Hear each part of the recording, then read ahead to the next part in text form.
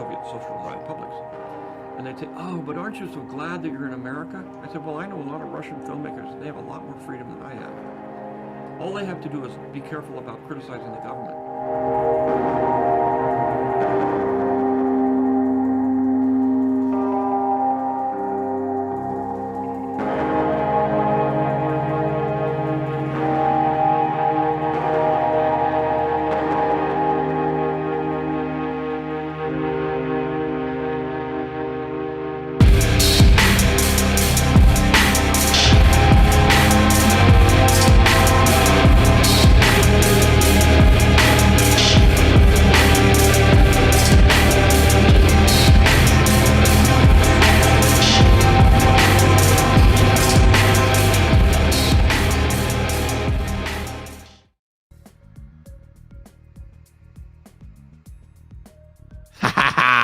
Hello, everyone, and welcome to Pop Life, a show here where we take more fun dives into different aspects of pop culture, movies, and of course, something me and my guests spent a long time doing, music. And I shouldn't use it in the past tense with my guests, maybe even myself. I feel I use it in the past tense because I don't tour anymore, and I have my own personal feelings about the home hobbyist, which I have become. But my co-host today is not a home hobbyist. He still grinds it out on the road. My good buddy Conan and I are going to do something a little different when it comes to a music review show. Instead of taking a look at specific band or genre, we're going to be exploring. He types in the private chat. He's in these streets. We're going to be exploring a different year and the releases of that year and asking the question, was this the best year of music ever? And I do have to give a fat ass shout out to my good friend, Nick Vargo, who used to be a show promoter back in the day in the Riverside area. He also was in bands like most show promoters and just people in the music business at a certain level. In general, he made the shirts for the Give Them a Revolution live show. And we were talking on the phone, and he said that his young son, who just turned 18, has been looking into different music. He's trying to make his own music. And, you know, us fathers who are music makers love it when our kids dive into something like that, especially if they start getting into older stuff that we dug. And he said his kid goes, Jay, man, my kid told me 1993 is the best year for music. And I was like, what the fuck is your kid know? He was born in like 2000. And he starts naming all these records that came out in 93. And I'm thinking, oh, wow, maybe that's a good idea. And so I presented this idea to Conan. But the main reason I wanted to do it was because one of my favorite records comes out in that year. Also, we're going to open up the phone lines for a bit on these shows because we want to hear what y'all have to say. And also, as we keep doing these, we'll be bringing in other guests as well that want to pontificate on years they feel are some of the best years ever. When I was talking about this at our Valentine's Day get-together in LA, Ben Burgess goes, 1968, you better have me on. And I decided, and I'm going to tell Conan this, I didn't get a chance to tell him, I was like, we're not going further back than 68. I don't think we need to talk about 1955. We don't need to go into Brill Street. It's just unnecessary. Since the show is about music, I wrote a thing or two about that in a new mini book that's in its second edition. And thanks to you guys, that book is a close second to Slavoj Žižek's book on everyday analysis. There should be a link in the description. If not, I'll put a link in the chat comments. I'm still waiting for my copy of the second edition. I heard it's supposed to look better. So the year 1993, the year we're going to be examining today is 1993. For me, maybe the two most important releases of that year kind of defined my musical trajectory. Bjork's debut and Souls of Mischief's 1993 Till Infinity. But so much more dropped this year, just to name a few. And I did make this list just to fuck with Conan, by the way. PM Dawn came out in 1993. Jeff Foxworthy, yes, the You Might Be a Redneck If guy, dropped his You Might Be a Redneck If comedy album in 1993. A Tribe Called Quest's amazing follow-up to Low End Theory, Midnight Marauders. Nirvana's follow-up to their massive major label debut In Utero. Tony dropped Sons of Soul.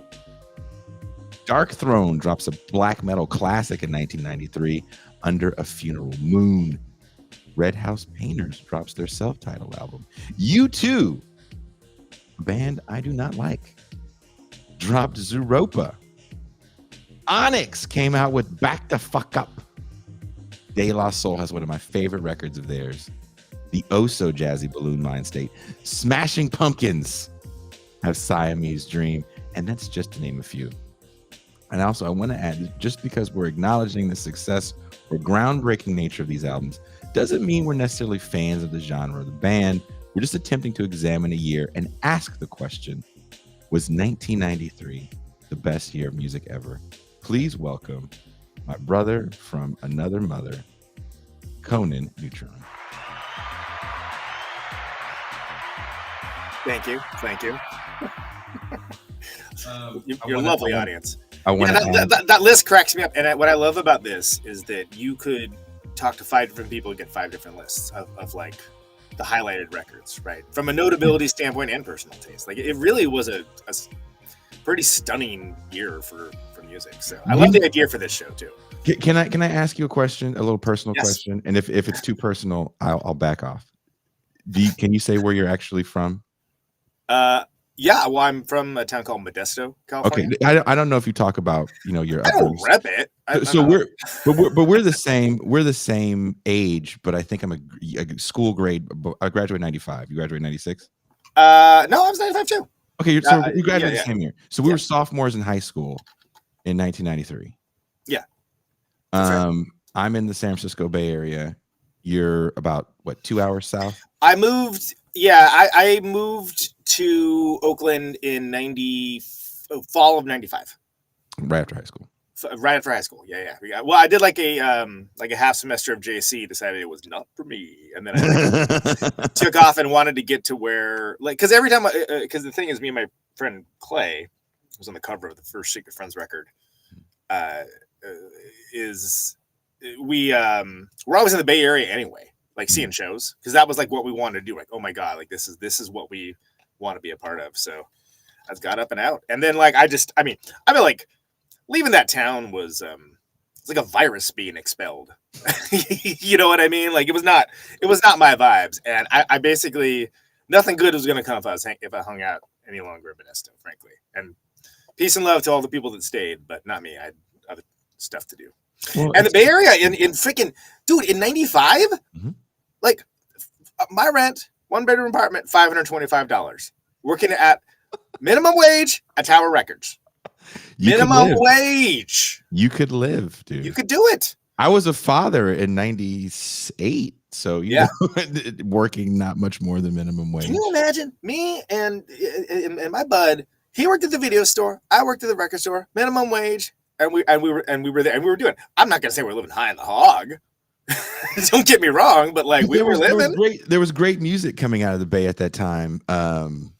Even the job I had few years 1993 because we were 15, but in 95, right out of high school, I was working at Ned's bookstore in Berkeley, and Pep Love from Hyro worked there. Oh sure, from AFI worked there. Yeah, there was a bunch of band people that ended up working at that spot. So the tower that I worked at always had all the sort of Bay Area notables would come in to shop at the tower I worked at because it's like the 4th coolest record store out of 4. Amoeba, in the Bay. Yeah, Leopold's was around during that time. Leopold's was around that. So Tower was like they would never be recognized because people there would be looking for like Celine Dion and stuff like that. They're not looking for like Green Day or Rancid or anything along those lines. I watched the Tower Records documentary, and while I rather enjoyed it, it didn't, for me as a Bay Area person, I didn't have that same love affair with Tower Records because we had Leopold's, and after Leopold's, you go to Rasputin. Yeah, well, exactly. That's why I'm saying, Reba. like, and so many cities didn't have that, so it was a big deal. By the way, yes, the band Grandaddy is from Modesto. Notable things from Modesto are me, the band Grandaddy, and Lacey and Scott Peterson, and that's pretty much it. American Graffiti is placed there. George Lucas lived there for some time, and that's about it. That's about we it. have a whole chapter in the Kayfabe documentary about Lacey and Scott Peterson. I'm sure it's one of the only things Modesto's it's more interesting than people. I don't want to get into it because I want to stay. Yeah, and people are popping off in the chat, all on great records too, and like again, that goes back to what we were saying. Or by we I mean me. That you could make give 5 different people to 5 different lists, right? I just saw some of my favorite records listed. That was like, was that really 93? I'm like, oh, I guess it was. They're stuff that made me want to play music, which is more or less what I do when I'm not podcasting. Yeah, I mean, it's 93 was a big deal. Fake Train, first Unwound record. Unwound, one of my favorite bands of all time. I played in a band with Vern, briefly called Household Gods with Dave Pajo of Slint. And, that's crazy because that comes out the same year as all this other stuff. And I think that there's a lot of people that are going to think about the pop stuff. My joke was going to be like, when you're like, known for 2 records, I was going to be Aerosmith, Get a Grip, and Meatloaf, Bad Out of Hell 2. Fucking get it? Okay. Aerosmith is a band. Those are huge. Those are huge records. Aerosmith is. Let's talk about Aerosmith for a second. And I'm not the biggest. I'm not an Aerosmith. It's a garbage era of Aerosmith. By the way, I real quick before we talk about it, Rocks and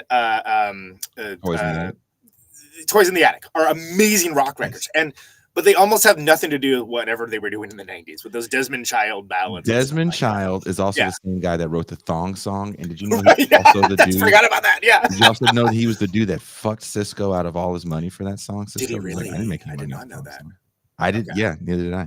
But because you know why? Because when he goes, she was living La Vida Loca. Yeah. They sued him for that. Wow. And Desmond Child wrote that, and Cisco called him and thought it would be all cool because they were friends, and he was like, "Yeah, sure, it's all cool, brother. Nope. I'm just gonna need my half." Yeah, as long as you get that money. Yeah, as long as you give up that ass. It is impossible to describe too as, and I am not a big fan of 90s Aerosmith like at all. But like jaded. It was ubiquitous in the way that I would do anything for love. Oh man, but I won't do that. Like, you could not escape that song. No. Like, it was everywhere. Like, even like I like me, I'm sitting here in my record store and like I have a you have to, like in general, the hose. Yes, you have to answer this question as all TIR guests now. Thank you, Dizzle McFizzle. I like that. I almost got to a point before we immediately taken off topic, but yeah. Okay. What wants to know? Are the hoes loyal? Are the hoes? This is like what is the sound of one hand clapping? That's serious business. I guess it depends on. Well, I guess it depends on the hoe, doesn't it? I mean, and loyal to whom? I don't know. These are the questions. These are the questions we need to be deep asking. Philosophical Conan on the question of hoe loyal. People are asking these questions more and more. Again, there's a lot of media that would say that hoes are indeed loyal out there, and maybe even have a heart of gold. Maybe they are. Yeah. But back to. I hope that satisfies the criteria. I thought that was coming. I didn't think it was going to come quite so early in the show. Oh, dude, you can't ever. Thank you for. I love everyone that watches this show because the show now has taken off and has its own thing. Yeah, bigger than me, and that means that something we're doing here is cool. when the chat has created something bigger than you. Okay. So Meatloaf and like these Aerosmith stuff is just rampant. But meanwhile, we got Unwound with their banger Fake Train, which they upped it almost immediately, but changing the indie rock landscape, making me want to play music in a way that I didn't realize before. And you have like Arch of Loaf, Icky Metal. That record comes out. What we know of as indie rock, which usually doesn't in fact rock, you can trace a lot of it back to Arch of Loaf. I just went to Chicago last night. I live in Milwaukee now. I saw the J. Robbins band. J. Robbins from Jawbox. Killer show. I am literally wearing the shirt. J. Robbins Band Basilisk. I bought the shirt. That's how much I like it. And one of the bands that was opening is the band Deep Tunnel Project, which is two of the guys from the band Tar, who are a Chicago noise rock band, who also, they had a record that come out in 93 called Toast on Touch and Go. And Tim Midyat, who plays in the band called Silkworm, he plays in the live version of Sun sometimes as well. And Silkworm didn't have a record come out in 93, but they had an album come out in 92 and 94. Jawbox, the band that Jay is mostly known for, For Your Own Special Sweetheart, which Savory was a pretty big hit, indie rock style hit, right? That was 92. And then the self-titled record, which is my favorite, and had that cover of Cornflake Girl. Wait, no, that might have been For Your Own Special Sweetheart. That was 94. So they didn't have a record in 93. But I just saw, and Alan Epley of Shiner play too. The point of the story is I just saw 3 bands last night making new music that all were active around then. And what I told Jay, and I stand by this, is that if Jawbox had never existed, that his solo records, I would be like, this band is amazing. This is my new favorite band. Like, he's still making like meaning that it's not like a Civil War reenactment or something. You know what I mean? Like it's real. It's real stuff. And so I want to make sure that's represented while we get into everything else. First Frank Black record, solo record, Frank Black from the Pixies. I really am into the first 3 of those before the Catholic stuff. That was a mind blower because the idea of anyone from like the indie rock world, he's putting out a solo record. You know, that it just was like, whoa, crazy. The dude from the Pixies. But he had to because more or less like Kurt Cobain was the first one to be like, yo, if there's no Pixies, there's no Nirvana. You know, it's straight up. And doubly notable that both Nirvana, who's the favorite band of mine, came out with In Utero, one of the most uncompromising and harsh follow-ups to like one of the biggest hit records ever in the history of music. And Pearl Jam, who I'm not a fan of, put out their second record that was not grunge. It was not like what people wanted from them. It was something totally different. It's not for me necessarily, but they charted their course, which is, no, we're a band. This isn't like some put together thing. We're a band and we're going to be a band in the way that we can be. So the people that do love Pearl Jam Versus is a big record for them. And Pearl Jam is one of those things that even if musically not really my deal, by all accounts, from firsthand accounts of friends that have worked with them, toured with them, et cetera, they're like the best people ever. And they're making a musical ecosystem that is supportive of other artists, because people that are in their crew, Brendan Canty of Fugazi, like has like gone on tour with them, like doing like video stuff and things along those lines. And he's like, yo, those guys are the best dudes ever. And I'm like, you know what? That's the kind of thing that like, look, man, I ain't going to put this on. But I mean, they got some riffs, you know, good for them.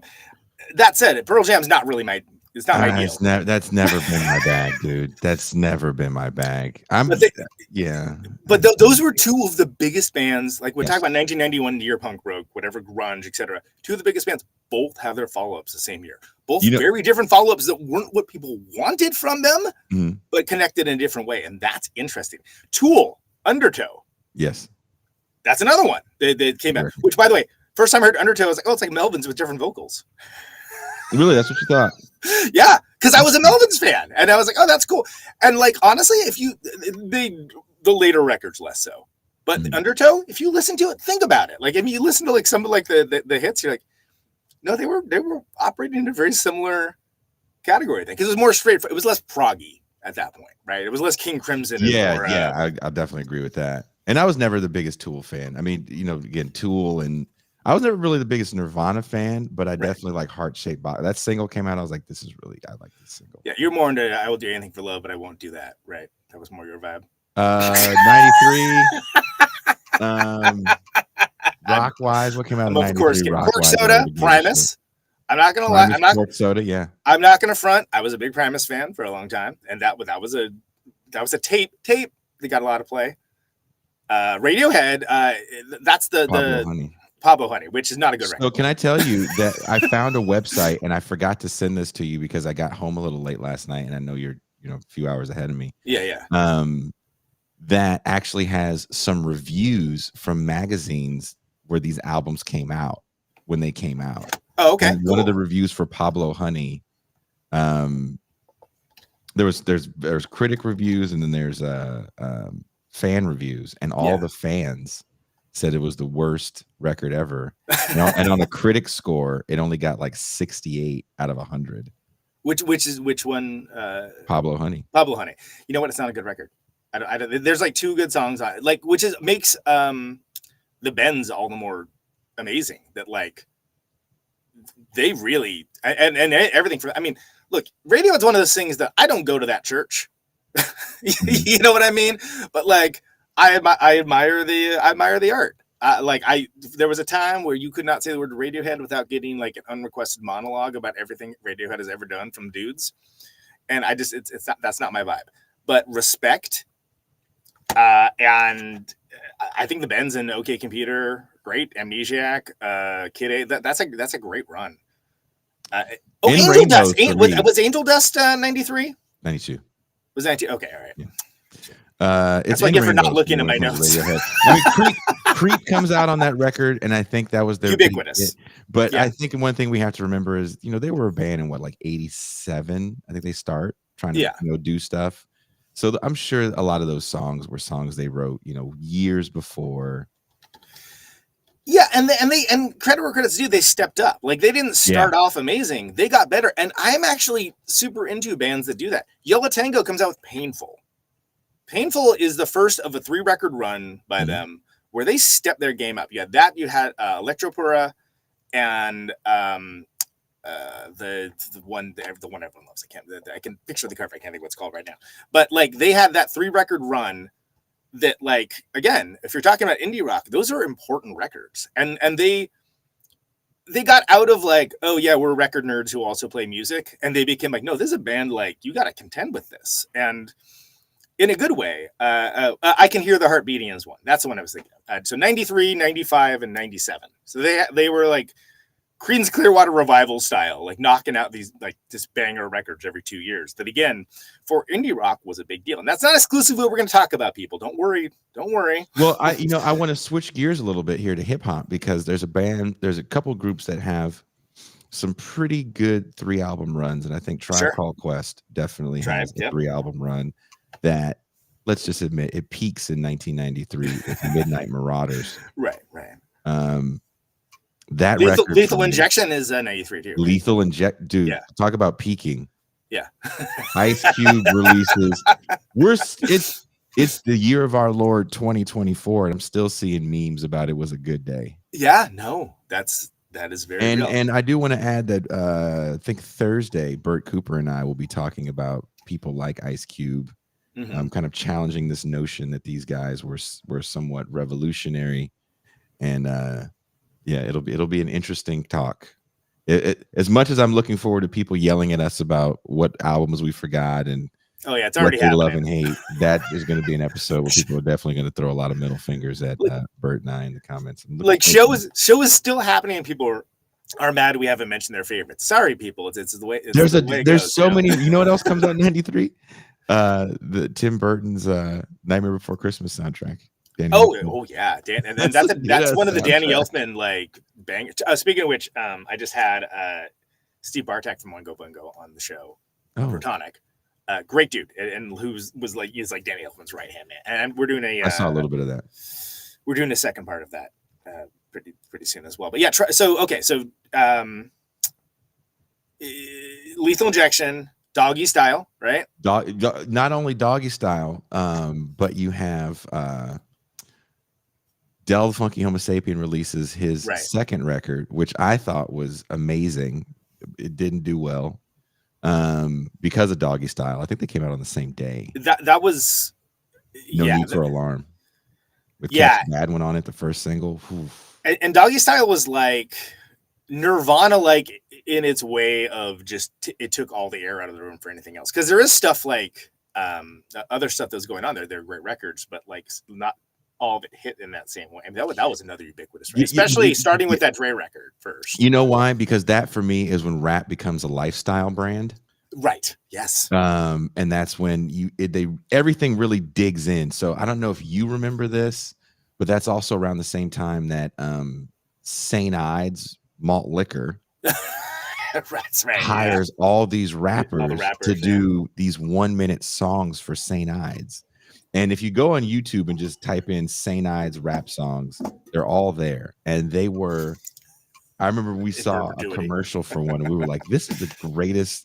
To this day, I don't drink, but I was very tempted to start with St. Ides because of those commercials. Also, Balloon Mind State by De La Soul, which, such a, talk about a group where each album is a different journey.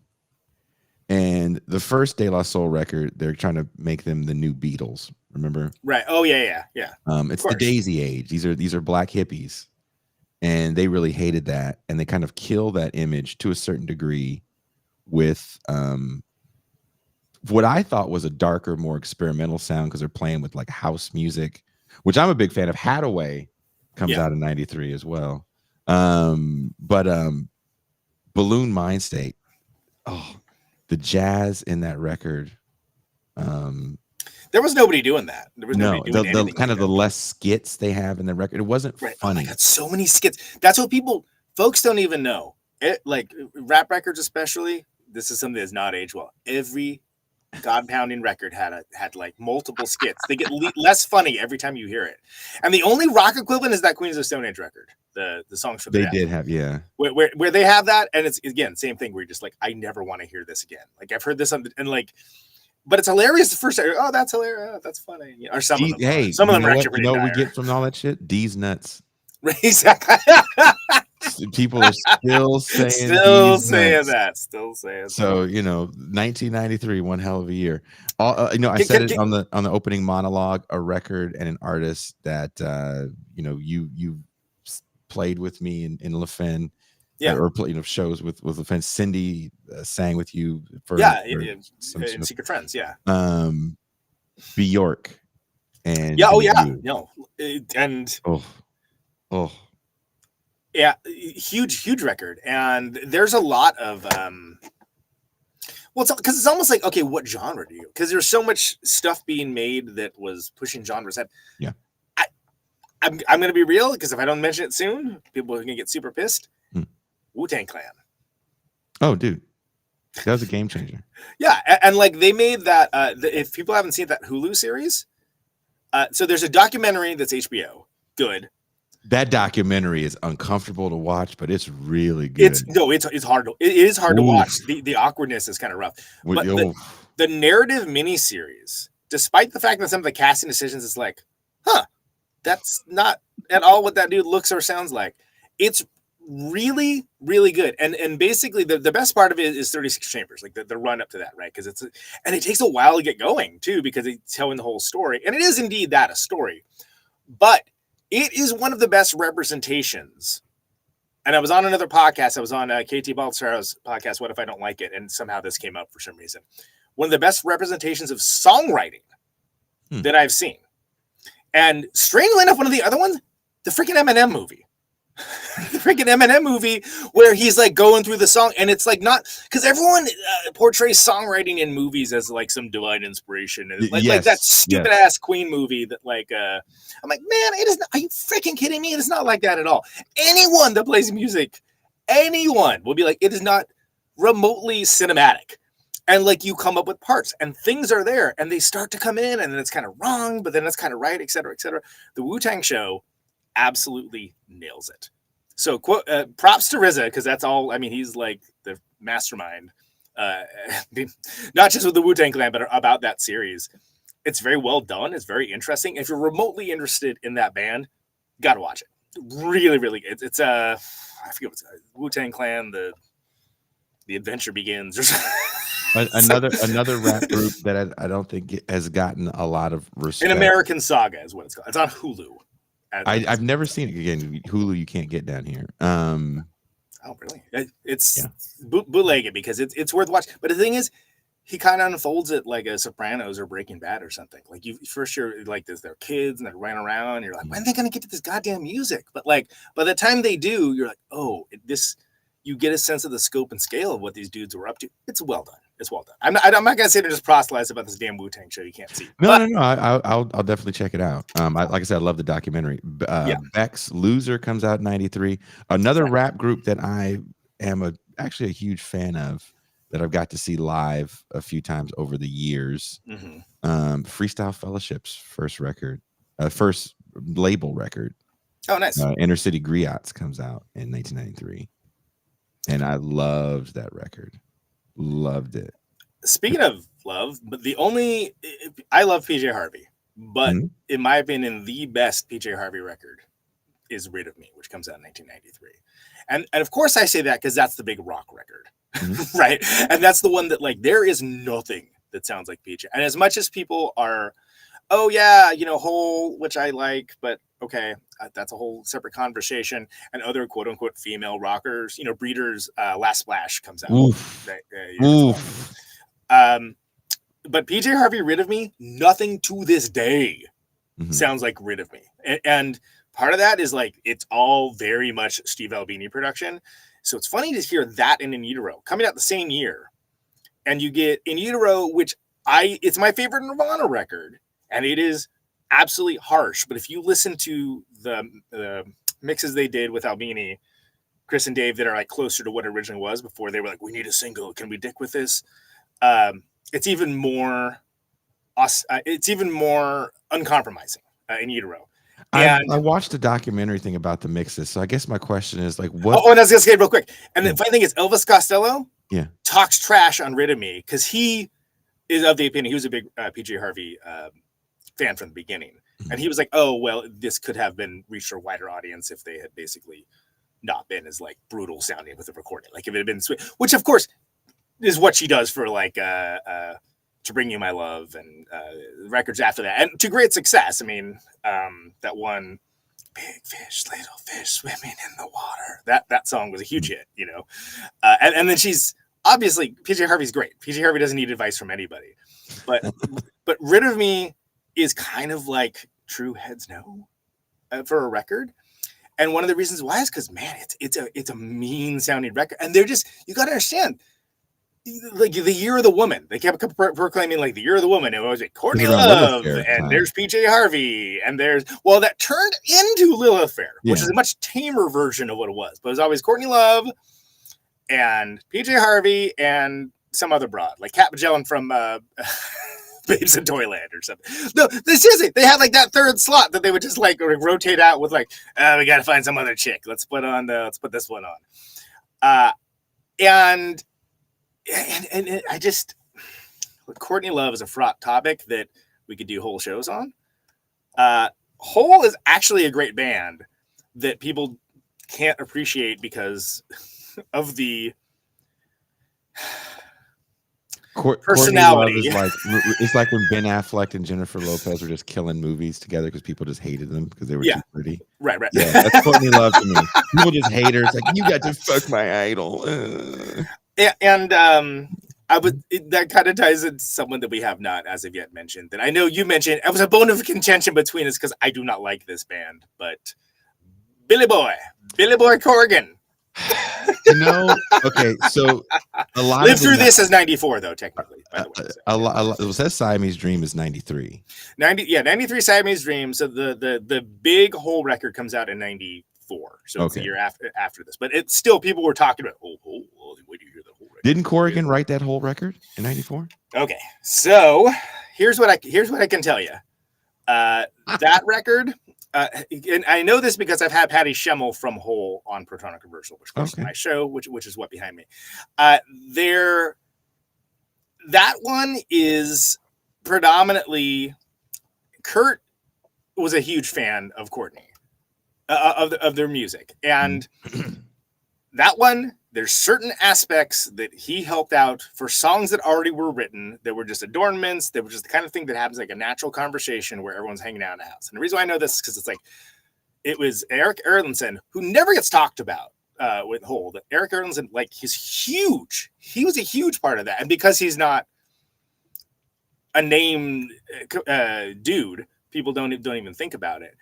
But Corgan man, some aspects, it should be noted that if Courtney Love wasn't a woman, I don't think people would be trying to give credit for dudes for for that record, because it's not what happened. And there are aspects of things that, some collab stuff, like things that were maybe this will be something, maybe that'll be something, but it's notable how much people, because she's just an irascible personality, right? She's a lot. Courtney Love is a lot. And people want to take away the fact that, like, yeah, she can write some good songs, man. You know what it feels but like? As a collaborator, she's not like a Bob Dylan. But you know what I mean? Tony, you know what it feels like to me? Because the 90s for me is really what sets into place my feelings that gets put into what I write in Teenage Anarchist. That, of course, it's like the central like thesis statement, right? I mean, yeah, like these people, it feels like to me that people like Courtney Love, who for all intents and purposes lives in the culture of authenticity, right, with her punk rockness, but once she actually gets legit fame, like I will never forget her fucking with Madonna at the MTV Awards. That's right, I forgot about like that. Threw a shoe at her or something. Yeah. She was like the queen of punk for a hot minute, and until she wasn't. And I felt like she wasn't because she reached a certain point of fame. And I think a lot of those people in that genre, and I look at 94 as a year where we stopped calling certain bands grunge. I don't hear, unless you're talking about grunge, you throw Soundgarden in. But if you're talking about Soundgarden as a band, I never really hear people go, yeah, that grunge band. No, exactly, because the bands had to transcend it because it became known as a specific moment in time. When it was funny that, like, it wasn't even something that anybody wanted in the first place. But it is fascinating that, okay, so you have Lived Through This. That's collab with Kurt. And people gave Kurt credit for writing that. Celebrity Skin. Fraught, that is like literally Courtney Love as Celebrity, and that's the one Corrigan like helped out with. It was a collaboration. Meanwhile, at the same time, that producer hated Patty Schemmel and just wanted to bring his dude in. And Patty's already having a rough time. There's a great book that she wrote that I highly recommend for anyone into that kind of thing. That what is it called? I can't remember what it's called. Oh, it's Hit So Hard. Oh, okay. I know of the book. There's a documentary as well, which is good. The book is better because it's all Patty. But basically, this producer, and you got to understand, like, Patty Schemmel is like one of rock's great drummers. But, like, she was Courtney Love's drummer. So it's always going to be overpowered that it's Courtney Love. Everyone's going to talk about Courtney because there's this locus of lightning rod of controversy, if you will, right? And then Eric Ergenson, like, was a huge part of Hole as well. But, like, Kurt wanted Patty in Nirvana. Like, that was the thing. And then and that was going to be a thing for a little while. She was that good. But this guy, this Celebrity Skin producer, she wanted to go with someone that was going to make she wanted to do like a big pop record. So that's that Celebrity Skin record, right? And this is years later. And dude basically made it so Patty Schemmel couldn't win. He just had her like doing take after take after take. Nope, that's not good enough. Nope, that's not good enough. Nope, that's not good enough. So he could fire her and bring in his guy. That's whack. It is nuts, and I highly recommend. Patty Schemmel's an incredible person and an incredible musician. I highly recommend the book, and to a lesser extent the documentary, just because you see the struggle she gone through, as well as addiction and stuff like that. But I find it obnoxious when people, like, there's plenty you can bag on with Courtney Love, but the band Hole was a band. And Celebrity Skin is where that started to change. So that's later on. But Live Through This is like, no, that's like, that band could have done like a Creedence Clearwater Revival, which they have like a great run of records. People are like, wow, people still talk about it to this day. But all of the attendant nonsense and the fact that they were inexorably tied to Nirvana and an unwilling superstar in the way of Kurt Cobain really hurt that band's legacy. The fact that, like, you're talking about stuff that, like, TikTok kids get into from the 90s, right? Nobody's talking about Hole. Ain't nobody talking about Hole. I'm seeing people use the word sellout, and this is my opinion on the idea of sellout. First of all, if you That was think such a thing. That was such a thing. let me get this off my chest. Hold on, I'm gonna do this. I never do this. If you think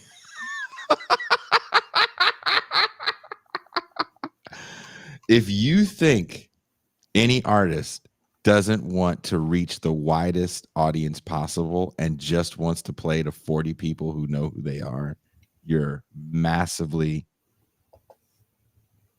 I don't want to say it on the main show. You're a little tarded, because there's no way in the world that you just want to play to 40 people forever. You want to reach the widest audience possible. That doesn't mean you're going to sacrifice what you do musically. It just means I would love to reach more people. You've played shows in front of the bartender, and you've played shows in front of a few thousand. Yeah, it's better. The second one's way better. Yeah. Did you change anything about it? No, I mean, like it's an interesting. And so if we're talking about 93, we have to talk about the sellout discourse, because that's what it was. There was quote unquote discourse that every conversation, oh, so and so, they sold out, and it's like, which is hilarious. There's that Metallica documentary where Newsted goes, "Yeah, we sold out every seat in the house," which is always hilarious. But no, any band that's signed to a major, because remember, after Nirvana, everybody wanted their own Nirvana. So there was what I call it the gold rush. I call it like the gold rush of music.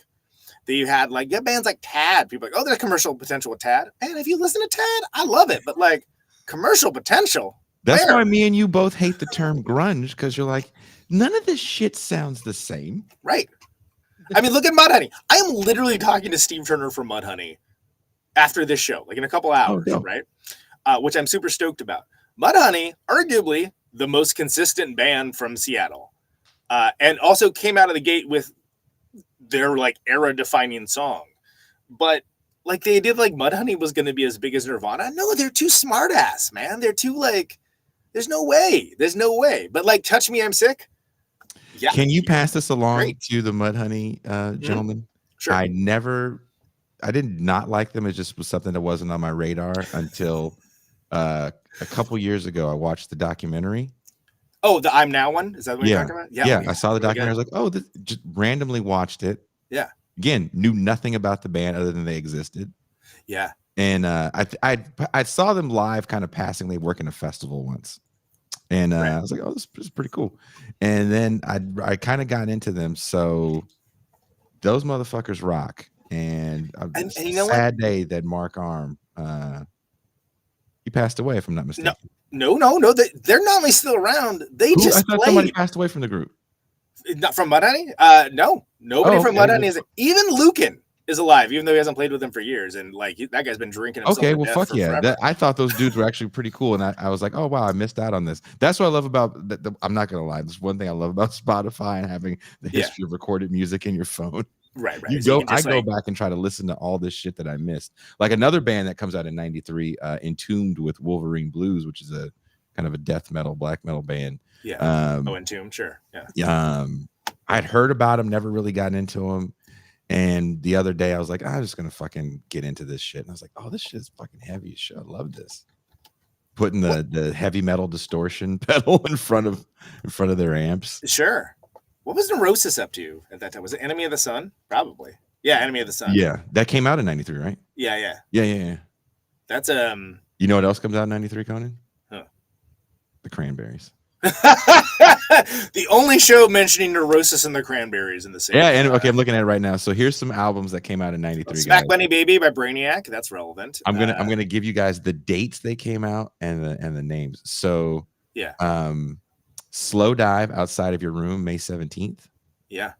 Neurosis, Enemy of the Sun, right before my birthday, August 17th. Nice. What else is a notable record on? I'm gonna be real. I didn't get into Neurosis till I moved to Oakland, so I was like 2 years later for that. I mean, that's fair. How would you? We're not dissing them. We're saying they came out the same year. It's a contrast. Settle down. I shouldn't look at this chat.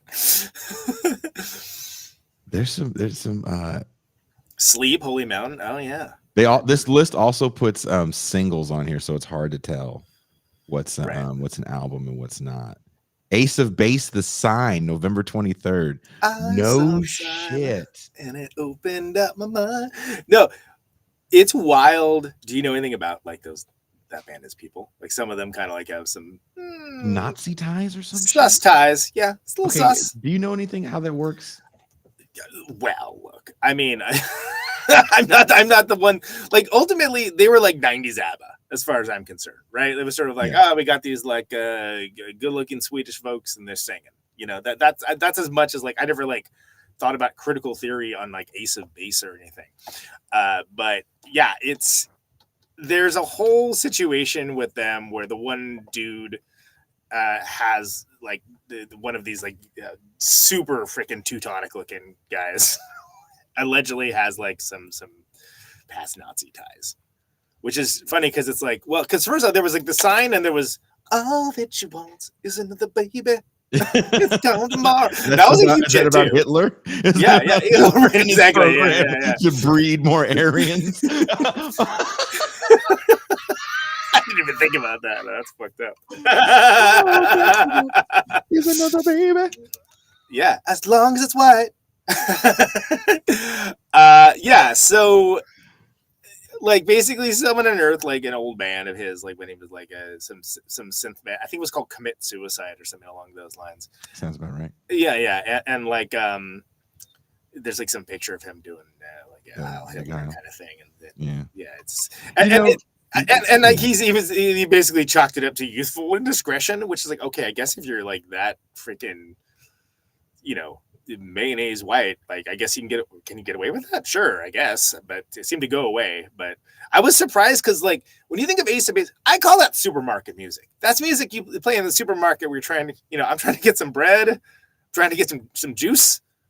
And what do you hear? You hear, yeah, or all that she wants. Yeah, exactly. You hear it's supermarket stuff, right? You don't really think for me, you don't really think about it. Maybe other people are seeking out of Ace of Base. Looks great on you. Fine. And I felt like it was almost like it was a more candy coated version of stuff like that, like Cranberries were doing, which, you know, there was a little more of an edge. I mean, I can't believe I said there's a little more edge to the Cranberries when I mentioned Neurosis 2 minutes ago. But I mean, Ace of Base was very much packaged pop music, you know, and it, for what it is, Nazi ties and all, you know, it was well done for sure. But you got to remember, like this year, like that's when Whitney does the Dolly Parton song. And yeah. You know what else comes out in '93 that I actually, one of the songs is one of my favorite songs by this band. By the way, real quick, an important note on I Will Always Love You, written by Dolly Parton. Elvis wanted to do it. Colonel Tom Parker, last minute, was like, yeah, you have to share the publishing. He's like, no, I'm not going to do that. No, you can't have it. So Elvis Presley, at the height of his career, the later Elvis, was going to cover that song. And she said no, because she is the savviest businesswoman. And here's the thing, that Whitney version, that built Dollywood. That straight up built Dollywood. Like her, like people that don't know, Dolly Parton has employed most of that state with a theme park dedicated to Dolly Parton. That was basically built by her being the savviest hustler in the game. I mean, like, you cannot have one dime of this publishing. That's funny that two of the biggest R&B songs in the '90s are covers. "Say Goodbye to Yesterday" and "I Will," and the Whitney song. Yeah. Anyway, sorry. I think that's fascinating. I think more people should know that. And I love that Whitney Houston and Dolly Parton are like, you know, like tight too, and like got a friendship together after that. I thought that was kind of cool. Passed. Sorry, obviously. Whitney. You know, that's a damn shame. It is. Anthrax comes out with their first record with their second lead singer John Bush in '93, "Sound of White Noise." Right. Was it the Big Four? Was it the? They weren't called that yet. We haven't found out who the Big Four is yet. But yeah, Anthrax is part of the Big Four, and one of my favorite Anthrax songs is on that record. Actually, "Only." I liked the John Bush years quite a bit from that band. I like John Bush's voice. Anthrax is kind of like the Mudhoney of metal in a way. Tall. You know what I mean? Like, and I mean that as a compliment. The fact that, like, you know, kept at it and did the work, and like, you know, never had a big flame out moment necessarily, but never had like a huge. And those guys, you know, there's been moments where those motherfuckers had regular ass jobs. Sure, yeah. You know, as most musicians do. Scott Ian in Mr. Bungle now. I love that. Oof. Eugene was on this show, so he's actually overseas right now with those dudes. They're about to do a tour in Europe. Oh, really? Yeah. Oxbow's playing Caterwaul. I'm stoked to see him in person again. I mean, we played with Oxbow like a ton back in the day, but like, I like that people like actually recognize that that's a good ass band now. One of the it only took like 30 years. I had a great show. If you guys haven't seen it yet, I gotta check the show with Eugene Robinson. He's a great guest. He has a lot to do with what I'm doing now. I thought his career trajectory, I don't want to say post music because he still does music, but he's a smart dude, great writer. You know, yes. That last book, I mean, all his books are good. That last book's real great. I mean, like, he's a fascinating dude. And when I saw you had him on, I was like, oh, right on. That like totally. It took a while for it to transpire, but we finally worked out schedules. Here's a massive record that's still a massive record for this gentleman, Lenny Kravitz. I'm gonna go my way. So what starts that song off as the drums? Yeah, and that drummer's sick. I read somewhere that's one mic. Really? Like it's a room mic. It's a good ass sounding drum set. Also, what kind of room mic is that? Well, yeah, exactly. You can sell a ton of them. No, I mean, so I think, you know, there's some real candy ass Lenny Kravitz. To be clear, that song rips though. I'm going to tell you two more artists, and you might not know these. R. Kelly comes out with 12 Play. Okay, no, I'm very familiar with 93. Remember, I worked at a record store this year, so yeah. Toni Braxton has her self-titled record, which was a monster. It's just another sad love song. So many middle managers coming in buying that. Oh, yeah. And then this song right here, that really, to me, this woman launches not the careers, but she sends the careers of a few 90s artists into the stratosphere. Linda Perry. Four Non-Blondes. What's up? I wake in the morning and I step outside. And I get real high. Yeah. Get real high and I. Her and her hat. She had that hat in that video. Yes. My God, those hats got so ubiquitous for a while. I was like, why are these goddamn Linda Perry hats everywhere? And this is years before she was like writing songs. Is it Pink that she's Pink, and she wrote Beautiful for Christina Aguilera. Yeah. That Four Non-Blondes record, man. I had a roommate who he would not stop playing that. Like, very flaming gay man, I should add. I don't know why I feel the need to mention that, but the thing is, it wasn't just What's Up. It was like he celebrated the entire Bigger, Better, Faster, More. Well, you know, their story is a really interesting one because they were part of like a queer punk scene in San Francisco, and when they got their deal, when they were recording a record, their drummer guitar player couldn't do it. Yeah. And they were like, dude, can't do it. We got to get a dude in here to do it. And there was like, they got a lot of pushback from the actual scene people back home, like, oh, you guys sold out. Because you got rid of your member. And it's like, you know, you're in these studios in 1992, 93 were very different before Pro Tools. That's what I'm saying, man. Like, Patty Schemmel got done dirty on that Celebrity Skin record, and like that was the least of her problems at the time. But that was like the last thing holding her on to like life, you know, and like, because stuff was really real for her at that time, and that's like the real life ramifications. And now we get into where it's like, okay, these producers just doing whatever they want, you know. Let's swap this one out. Let's get some more like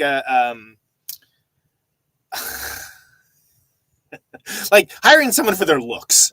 You know what I mean? Where it's like, oh, this person has the right look to be in this band. Like after, I feel like 93 was also, unfortunately, when record labels decided, oh, we can make our own bands. We don't need to find bands anymore. Why don't we just make our own? Let's just like, these guys look good. Yeah, throw them. Well, that's how rock music starts, right? It is. And so there was a brief period where it's like, oh, no, it's not there was a meritocracy necessarily, but like they let the freaks in for a couple of years. Mm-hmm. And then they were like just trying to figure it out, and that led to again that gold rush mentality of any band. Man, Shudder to Think was on a major label, and like I love that band, but that band is weird as hell. That band is weird as hell. They were like, Well, there was yep, again this will be the because next Nirvana. No, because No, Nirvana. no. I think Nirvana shows the music world. Maybe you don't agree with this. I think Nirvana shows the music world that you can be a hardcore punk band, Yeah, and have extreme major label success, right. because the labels passed for about a decade before on all the hardcore punk bands. Sure, and even Bleach, they were just like when they got reviews, it's like, oh, it's like Melvin's Light, Right? Like no one when they make that record and then they start signing those other bands from the scene that also have huge records, Alice in Chains, Soundgarden, and Pearl Jam. And I'll take Pearl Jam off, but I think Soundgarden's a bit of a hardcore punk band. Well, Soundgarden, unfortunately, unfortunately, they have the same as Jawbox, and it's like the year before and the year after '93, right? But both those records are like, I mean, we could do a whole shows on those records. You know what I mean? Like Soundgarden, especially. That's a band that I think it's cool that people have gone back and sort of re-examined Soundgarden and be like, you know what? There's a lot here. There's a lot here that maybe people focus on Chris Cornell being shirtless and looking good. And it's like, no, but this dude could play and write these amazing tunes, man. Like, this is like, it's no joke. And it's a shame that like people had this critical reexamination literally after the dude killed himself. Like that. And that happens far too often, unfortunately. Give people their flowers while they're around. I'm sorry. I don't want to be a dick about it. Well, that's kind of how I'm trying to live my life at this point.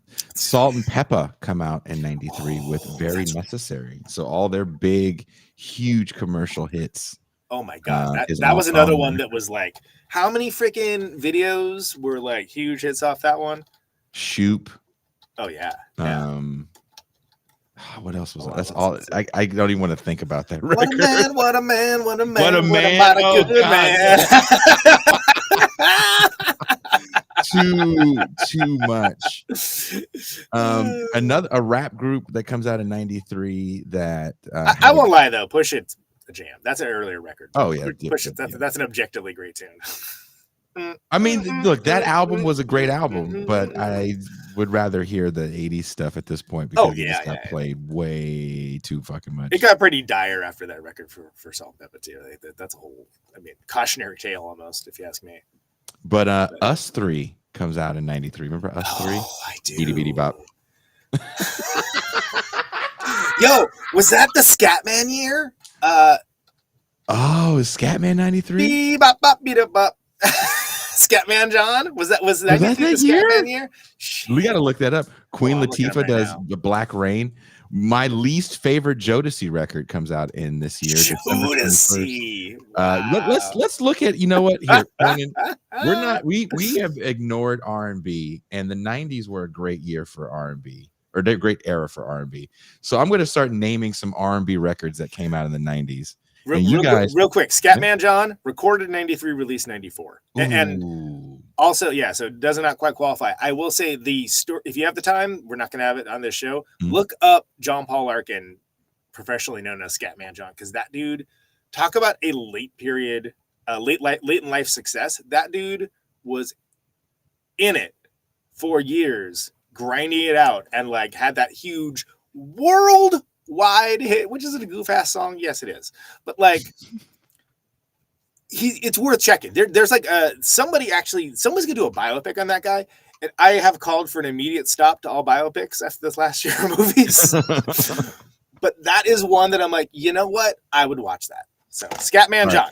So sit back. I'm going to name you some R&B records. Lay it on me. I am listen. ready. Listen to some titles. Okay, cool. Janet Jackson releases her self-titled Janet. Sade releases Kiss of Life. Mariah Carey releases Dream Lover.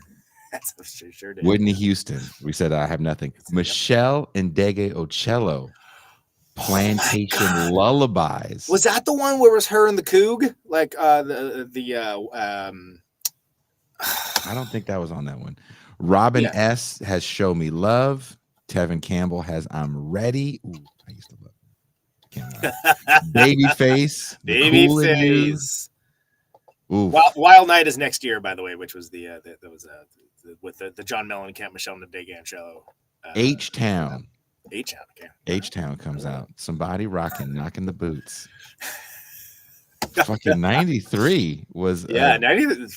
better fucking year for R&B. So R&B killing it.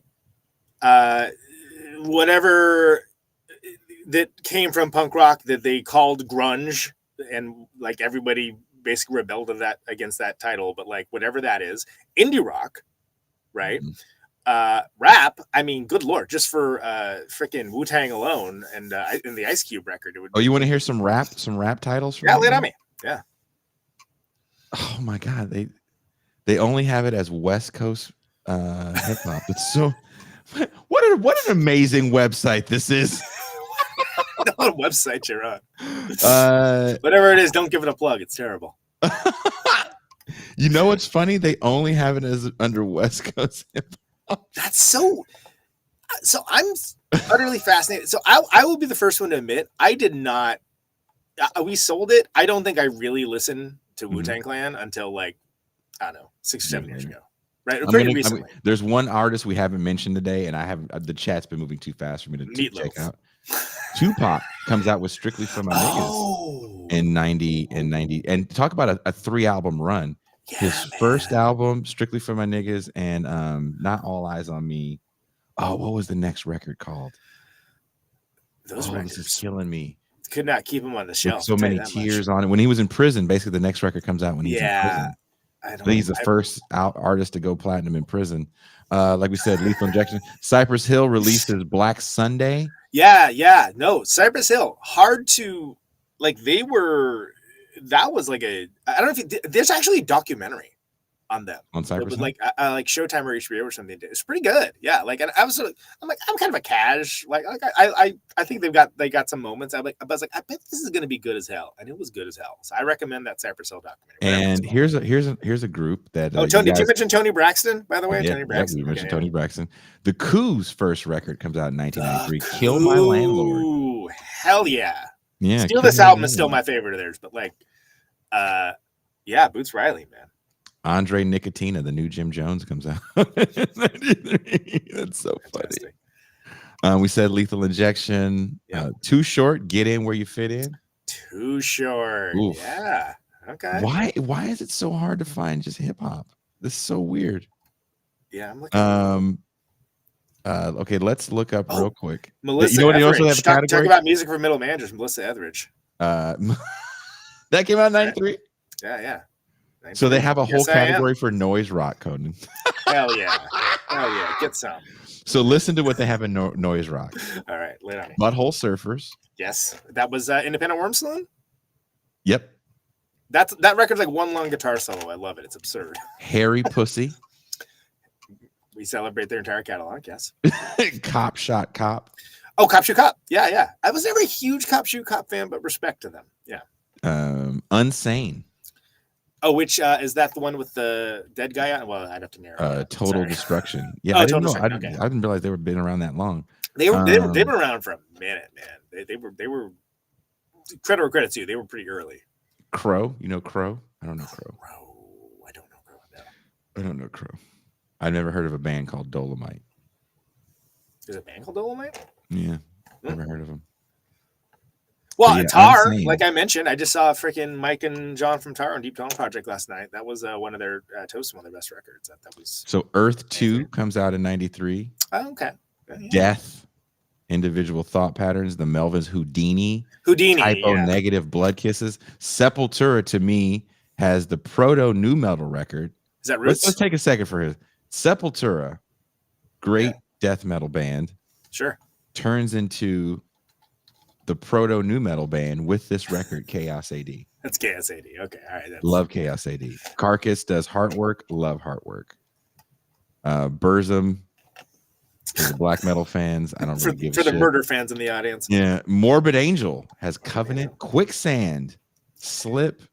Jesus Lizard. What were they up to around that? They might have like done some of the. I'm looking to see if I can find them. Neurosis. We saw. Yeah, Liar 92, Down 94. So Gore Guts. Oh no shit. Gore Guts. Damn. Gore Guts has Erosion of. Mariah Carey and Gore Guts. What a year. Paradise Lost has Icon, Cathedral.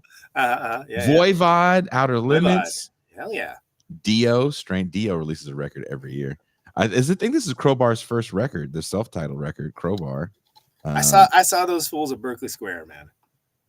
No shit. How was it? It was pretty good, actually. That was awesome. I was like, man, these dudes are big, some big ass dudes. One of my favorite bands, At the Gates, has "With Fear I Kissed the Burning Darkness" in '93. That's literally the only reason why I used that thumbnail. Oh, you know what? Gates on it. Caius did not release in '93, but they did Blues for the Red Sun in '92 and then Sky Valley in '94.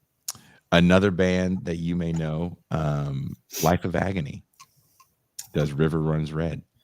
They're a hardcore band from New York. Everybody loved that record. That was a record that put them on the map. Clutch. Transnational Speedway. No I feel like shit. There's a COC probably had to do something around then, right? No. Really? No. Fishbone. Give a monkey a brain. Fishbone. Ooh. Oh, Pigeon is the most popular bird. Six Finger Satellite. So first Six Finger Satellite full length is 93. I should know that. Had those fools on. Thinking Fellers Union. Monching the Bishops. Nuclear Assault. Thank you. There's so many. This must be Today is the day. Today is the day. Today is the day. Supernova. Snapcase. Girls Against Boys. People forget. Yeah, Girls Against Boys. People forget, man. Everybody of all the quote unquote noise rock bands that were up in the discussion, everyone was like, "Well, they got the look," because Girls Against Boys, a bunch of handsome dudes. Magnet Magazine love their asses, man. Like and you know what? Girls Against Boys, good. Really good. Like that, all those records hold up, but they were some handsome devils, and like they were on every magazine in the '90s, and they tried to make Girls Against Boys happen at a much larger level, and they got on Jon Stewart's show, but that's about as good as it got for them. That was a big deal back in the day. Jon Stewart's show when it was on MTV still. Yeah, I'm not even talking about Daily Show. I'm talking about his talk show. Jon Stewart show. Yeah, that was like if you got on that was like the Johnny Carson of Gen X. Oh yeah, Sunny Day Real Estate and bands like that were on there. Hell yeah! Oh, I just talked to Goldsmith last night actually. Oh no shit! You know what, Conan? That's another band I didn't discover till recently. Sunny Day Real Estate's good, and they're better than they're better than their fandom. Oh, fuck that.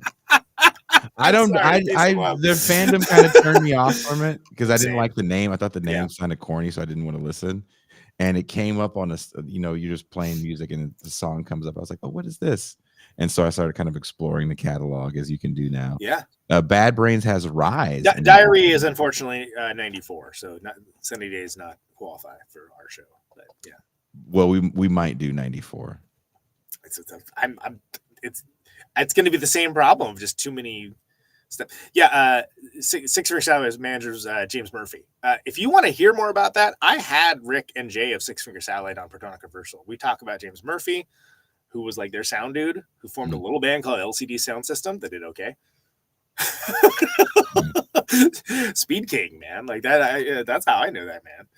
Anyway, sorry. Please continue. Okay, I found hip hop now. Like, did you ever fuck with the Paintings? No. Pretty good. I mean, like, I'm not hating. I just don't know. Yeah. Paintings. No one. I have a cassette of Painting songs. I think we're going to get in trouble if we don't mention this record because also I played this cassette out in high school. Diggable Planets. Reaching their first record. Was that 93? Okay. 93. Okay. KRS-One, Return of the Boom Bap. Mobb Deep, Juvenile Hell, Master Ace, Slaughterhouse. I loved that record. Yeah. Queen Latifah, Black Rain. Shaquille O'Neal releases Shaq Diesel. And that may be the album of the year, ladies and gentlemen. That and Meatloaf. The Ghetto Boys. LL Cool J, 14 shots to the dome. Run DMC does Down with the King. Mac Mall has a legal business. What else do we have here? PM Dawn's first record. Can we talk about how people have just like PM Dawn has been redacted from history, but that was everywhere. That PM Dawn was like Set Adrift on Memory Bliss was everywhere, and they did the Boomerang soundtrack. To the point that what is it? Fear of a Black Hat, right? That one character is like, "Is my shit not brown?" Dude, love that movie. That movie is I'm only human. Awesome. It's a human being. It's like rap Spinal Tap, and I mean that as a compliment. That is the best movie It's I haven't seen it in years, but I can only imagine it still hold up. We mentioned that Onyx record, man. Like that was another one. Motherfucker, the Yeah. Onyx is here.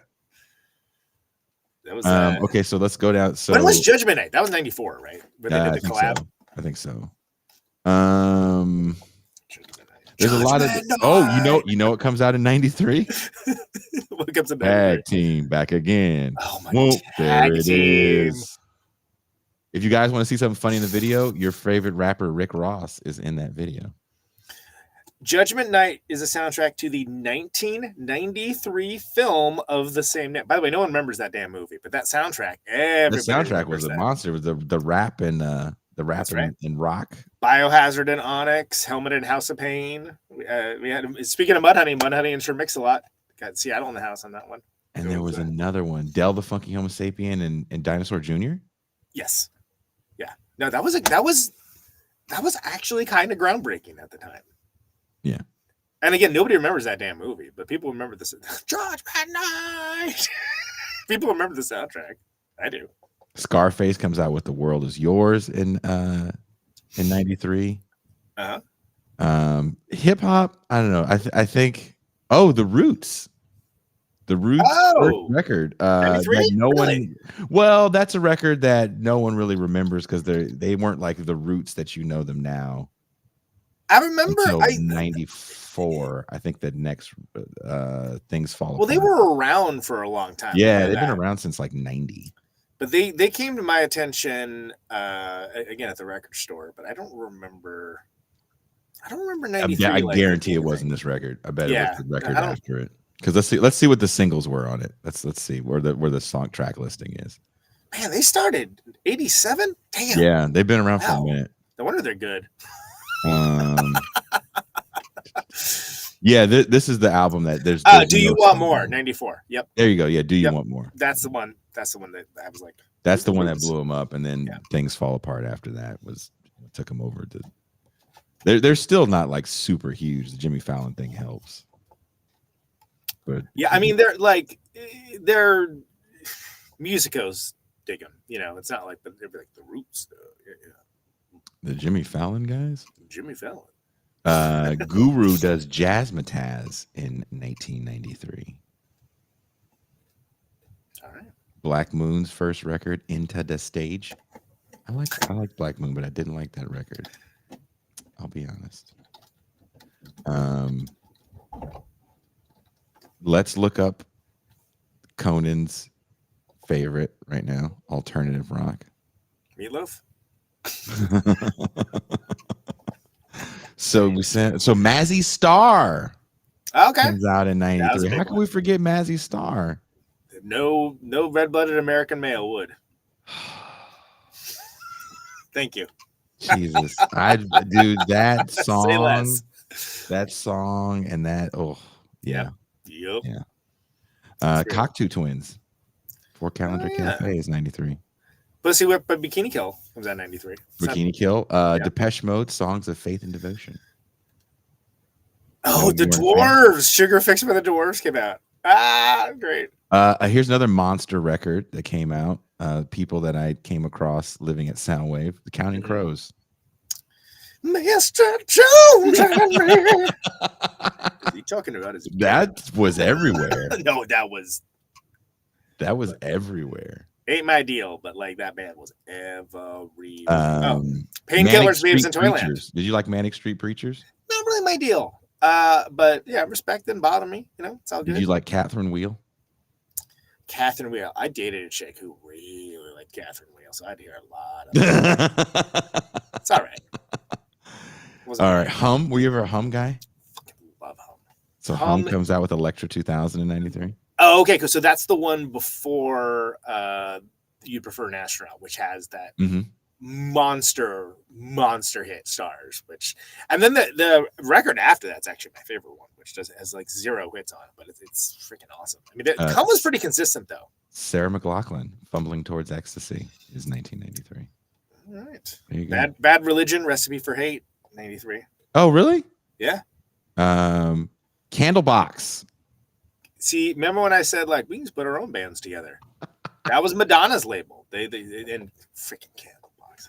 You know who else was on Madonna's label the next year? Make Deftones. me so mad. Oh yeah, that's right. Yeah.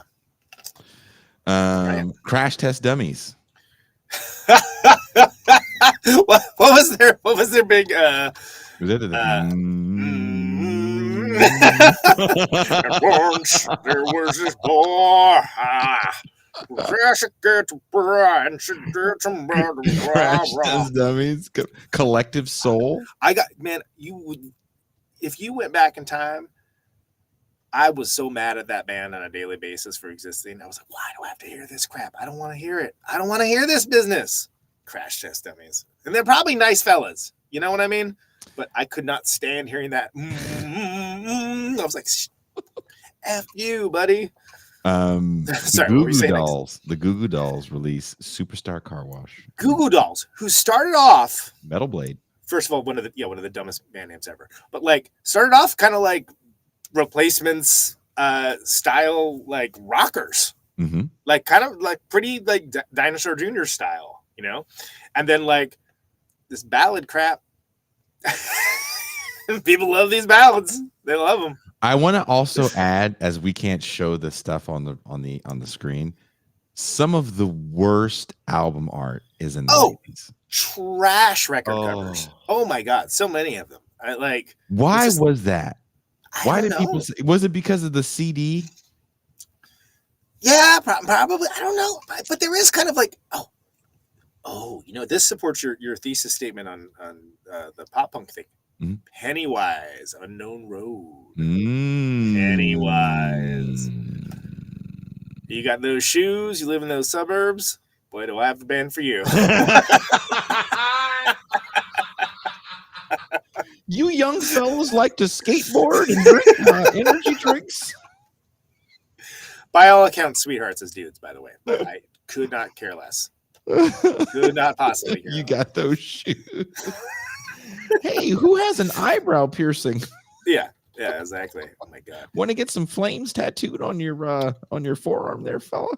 We definitely did mention Houdini. I'd be remiss not to, since I played. We did say Houdini. We said Melvin's Houdini. Yeah, I play with Dale. It's you would get in trouble. I look. I made sure that I didn't get you in trouble. He would not give a damn. He would not care at all. But still, I'm gonna give props. Also, like, I think Stoner Witch is the one that really got me into him. But people, I mean, that wasn't Houdini was an important record amongst a certain type of nerds. What was up with Aphex Twin around this time? Aphex Twin did release a record in '93. I got to find. Was that Ambient Works? Is 92? Yes, 94? I believe that was the one. Okay, I could be wrong. Were you ever into the God Machine? This Aphex Twin Wikipedia way too long. There's way too much information here. I've been scrolling for like what feels like hours, and I still can't. Conan, the Juliana Hatfield theory comes out in '93. Man, remember they were trying to make that broad happen? They were like, Matthew Sweet comes out, Altered Beast. Remember that video he did with anime? Yes, and which is that the one that has? I've had someone on the show who played in Matthew Sweet's band. Oh no shit! It? Yeah, who was it? And it was Brokaw, I think, Chris Brokaw from like Codeine, if I remember correctly, and Come. I think he played with was it Matthew Sweet? Yeah, because he played with the Lemonheads. He's had like a weird career, man. Like he's been all over. Blindside does Hope's Rise in '93. I better fact check that. I'm gonna get. What dude? There's some interesting records that come out in '93. Altered Beast. Which one's all? Oh, Richard Lloyd's on that record too, from Television. Yeah, man. Mick Fleetwood's on that. Damn. Matthew Sweet. Who knew? Matthew Sweet's a beast. Richard Lloyd. Lead guitar. Were you into the God Machine? What's a God Machine? What's that? It's a band? Yeah, I think were they from San Francisco? Oh, Ivan Julian. It was Ivan Julian I was thinking of, not Chris Brokaw. Ivan Julian from Richard Hell and Heartbreakers. Richard Hell and the Void, sorry. And that fool played with that guy played with the Isley Brothers. And the Foundations, you know, why do you build me up, buttercup? Like, I was like, and he was like 15 though, and he's like just like this prodigy guitar player. Like, it's crazy.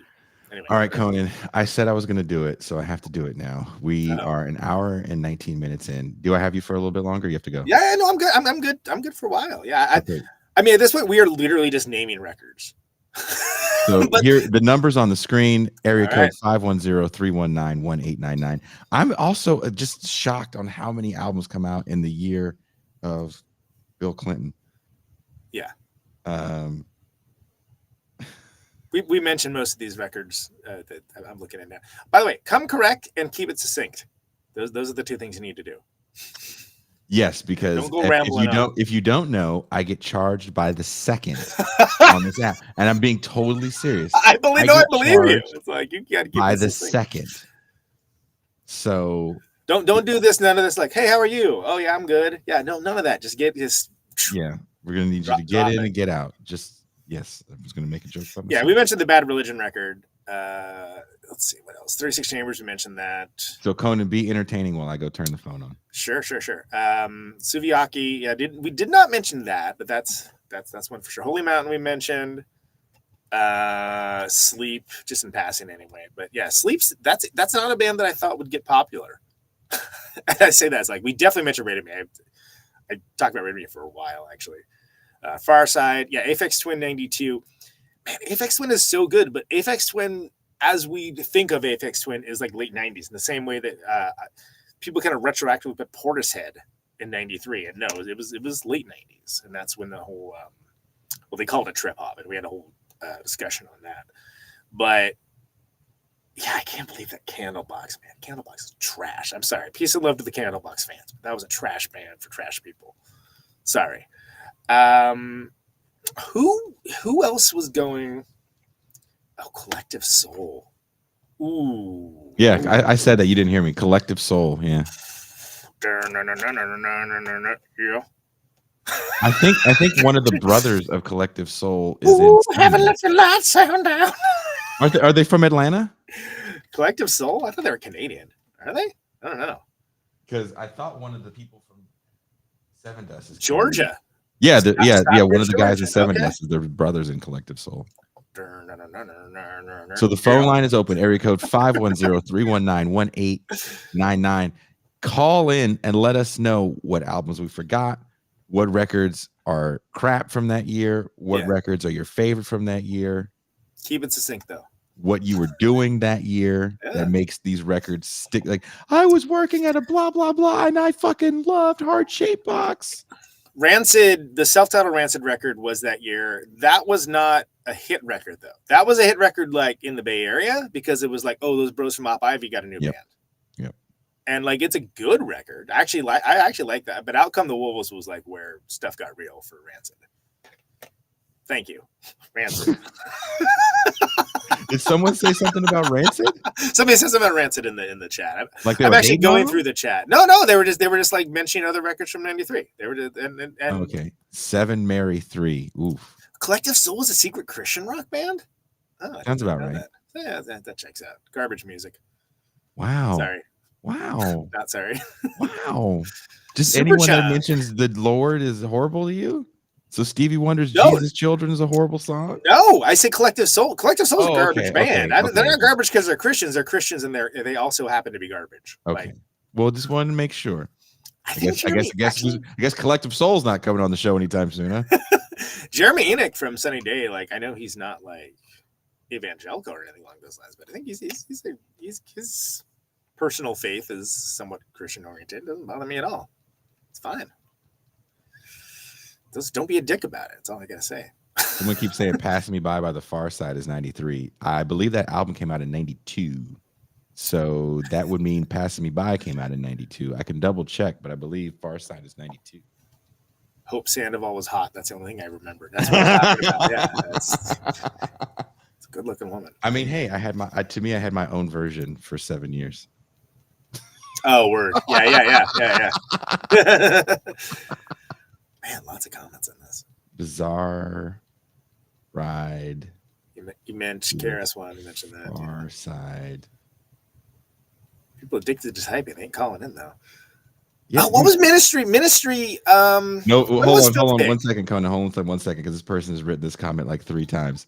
Bizarre Ride to the Far Side came out in November 24th of 1992. Passing Me By came out in 1992. If you're talking about the remix, that came out on the single, Oh man, that's different. let the record show. But again, Passing Me By the Far Side came out in the 1992. Okay, well, let the record show. I just wanted to make sure. I was like, wait a minute, that had to be 90 because it's not on any of these lists. And that for me, that was like a monster record. I loved the Far Side. You know, okay, yeah, it's good. Psalm 69 was 92. Yeah, see, the guy goes released in March of 93. What are you talking about? Are you talking about the single? We're not talking about fucking singles, man. The album. Show your work, goddammit. Yeah, the album came out in 1992, and Passing Me By is on the goddamn album. We're running a professional show here. We expect professional responses. It came out late in 92. What are you talking about? If you live in fucking Canada and you're looking up the Canadian release date, if you're looking up the Japanese release Canadian release days up there with Canadian girlfriend. Sean Moon, you gotta quit fucking with me, Sean Moon. I will find out where you live and I will give you a stern talking to. Oh, you know, I just had John Wright from No Means No on again. And Why Do They Call Me Mr. Happy? That came out in 93. That's The River. That's it for the No Means No fans in the audience. Thank you, all three of you. But they made I had him on again. The drummer is one of the Wright brothers, and their biographer too, because they do this really good No Means No book. And if you're remotely a fan of that band, you should check that out. And I've gotten a surprising amount of feedback about that show. People are like, first of all, No Means No was my favorite band. I'm like, cool. Did you hear the other time he was on? But then the people are like, I'm buying that book immediately. I'm like, great. I don't see his dime from it, but that sounds awesome. Thank you. Yeah, great. I mean, you did your job. You did your job as a good host, and exactly. I love hearing people say, "I came on your show and I sold some books." I'm always like, "Fuck yeah!" I see. Got that protonic boom, baby. Right? We for a while we were joking about the TIR bump because there was a dude, a good friend of ours, Dan Mello, that wrote a book, and he came on the show, and after he left the show, his book was the #1 in Amazon, but it was specific to the category, so it was like nonfiction books about immigration. Wow. But I was like, fuck yeah, we helped him sell some copies of the book. You know what I mean? No, that's great. What year? I will say it. I hate to say it. I think the Spin Doctors was before 93. Yes. Okay, good. Then we don't have to. Wait, which Spin Doctors? Give me which one they little 1, 2, Prince stand before you. wait, do a little. You know what I'm getting them mixed up with? You know what's stuck in my head right Just now? Go ahead now. What's stuck in my head is Third Eye Blind. I'm hearing but the Spin Doctors had something kind of similar it's similar stuff white people like genre. You know, it's like fuck. What was the big single? What was it called? Little Miss Can't Be Wrong. Little Miss Can't Be Wrong. Yeah. Oh God. Oh man. I was in a world of very underground hip hop music at that time. You hear that? It's like, oh my God. That just sounds like a trust fund to me. You know what I mean? Like, it's like, are you kidding me with this? Okay, guys, look, I can't even when it was as soon as I turn the phone lines on, I get charged per second. You guys gotta not be sissies right now and fucking just call up, dude. Yeah, everyone's freaking again. People like typing. Don't type it. Look, I got the phone lines because people are like, I wish I could call in and call you a bitch to your face. It's like, well, you wouldn't do my face. Damn. You call in. Yeah. It's gonna say, well, you're probably still not gonna do that. Yeah, you're not gonna do it. But anyway, I just need to shut the fuck up before I do one of these live appearances and someone's like, I'm the one that called bitch. Yeah. Okay, Mr. Larden, man. Okay, sure. Polvo. Which Polvo record was that? That was it's probably Spin Doctors album. Jeremy, why don't you call in, Jeremy, and tell us about these Spin Doctors. Yeah, call in. Yeah, you're such a Spin Doctors fan over there, fucking Portland, Oregon. Oh, Today's Active Lifestyles. Yeah, man, that was 93. That's a great record. Actually, that was produced by Bob Weston. I saw him last night. There's saw no Bob reason Train why outside. the chat right now is filled with people that want to write about the Spin Doctors trivia. Did you know that the basis for the Spin Doctor? Blah, blah, blah. God, no, I did not know that. I didn't care about that. While recording Little Miss Can't Be Wrong. Everyone's pop-up video. That's another esoteric reference, but only with the Spin Doctors. Well, only the blues. Nothing What says good. Blues Travel? I didn't Blues see Blues Traveler. Travel on the list. Oh, I'm going to get our top fact checker. What year did Kingpin come out? Because whatever year Kingpin came out, I went and bought that Blues Traveler. No. Traveler record? I saw the Blues Traveler behind the music, and I bought their record. Remember when that man got skinny? Yes. Dude, did you ever see them play with Metallica? They put out Blues Traveler did put out a record in '93, but it's not. It's like a. What the hell is this? This is not any of the records that I know. I think the one that everyone. Man, there's way too much information about Blues Traveler here. I don't care. Just tell me when it was. Jesus Christ. I'm thinking that people still talk about Spin Doctors. Still on that Spin Doctor train, huh? Oh my God. Okay, Conan, we got 5 calls all of a sudden. Oh, Jesus. I hope they're not all Spin Doctors. Lay it on us. Oh my God. I'm Blues so Traveler. scared. Jesus Christ. I'm so scared. Okay. Volvo and Blues Traveler in the same sentence. Yeah. All right. I'm going to go. This is the longest wait online. Okay. Calling from a 406 area code. Caller, what is your name and where are you calling from? My name's Josh. I am calling from your favorite place in the country, Jason, rural Montana. Are you in Butte? I've heard you. No, Butte isn't rural for Montana. Are you kidding? I'm in Hot Springs, 500 people. Okay, I've been to Montana. Metropolis. There's probably I think there's posters behind me from fucking playing in Montana. Conan played. I've heard you talk about. Yes. I played Missoula a lot. You played Missoula. I wasn't played cool enough to play Bozeman and Missoula. Replicator. Oh, dude, yeah. I actually have a good friend in Billings that actually gave me his Laney head, and I have nothing but the utmost respect for Montana. Hot Springs, that's like Flathead Res area, right? That's like up way a little bit. Well, everybody is terrified of Butte. It's a bunch of Irish immigrants with bad attitudes, and you're allowed to drink on the street, so you got to be careful in Butte. Everybody knows that. But I'm calling to talk about Undertow. Ooh, April of '90. Ooh. And I first heard it that summer. I just finished my freshman year of high school, and living in a cabin at a Methodist Park church camp outside Livingston for the summer, working there. And my roommate introduced me to Tool and weed and alcohol. And all these things are inexorably linked. Yes. Showed me his big box of condoms that he was going through rather rapidly with his girlfriend at the time. Oh, okay. So anyway, Undertow, great album. Did you? So you heard the music first. You didn't see the videos first. You heard the music first. I heard the album first. Just Okay. in the cabin, he had Opiate, and then he had Undertow had just come out, and I had never heard of him. It was completely different than anything. I was not into heavy music at all. I was the guy with the fucking Collective Soul albums.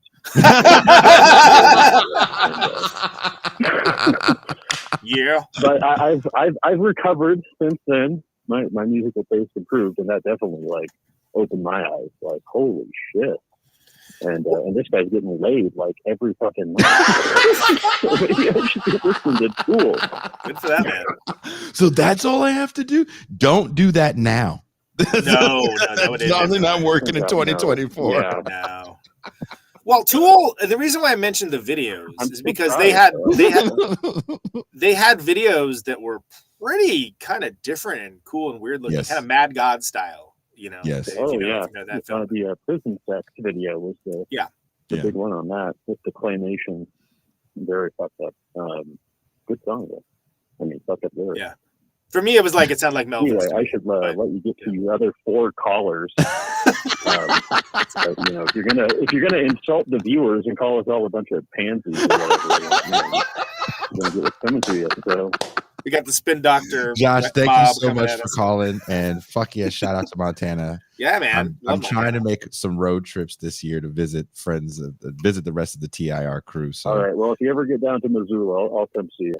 oh, you said nothing but a word. All right. Thank you very much, Josh. I was in Missoula in October, actually. Thank you. Good call. How do way to That is start it off? buzzworthy. How do way to start it off? How do way? Yeah. Okay, we Who have. next? Who up? All right, here. Okay, this might be interesting. I've never seen this phone number. All right.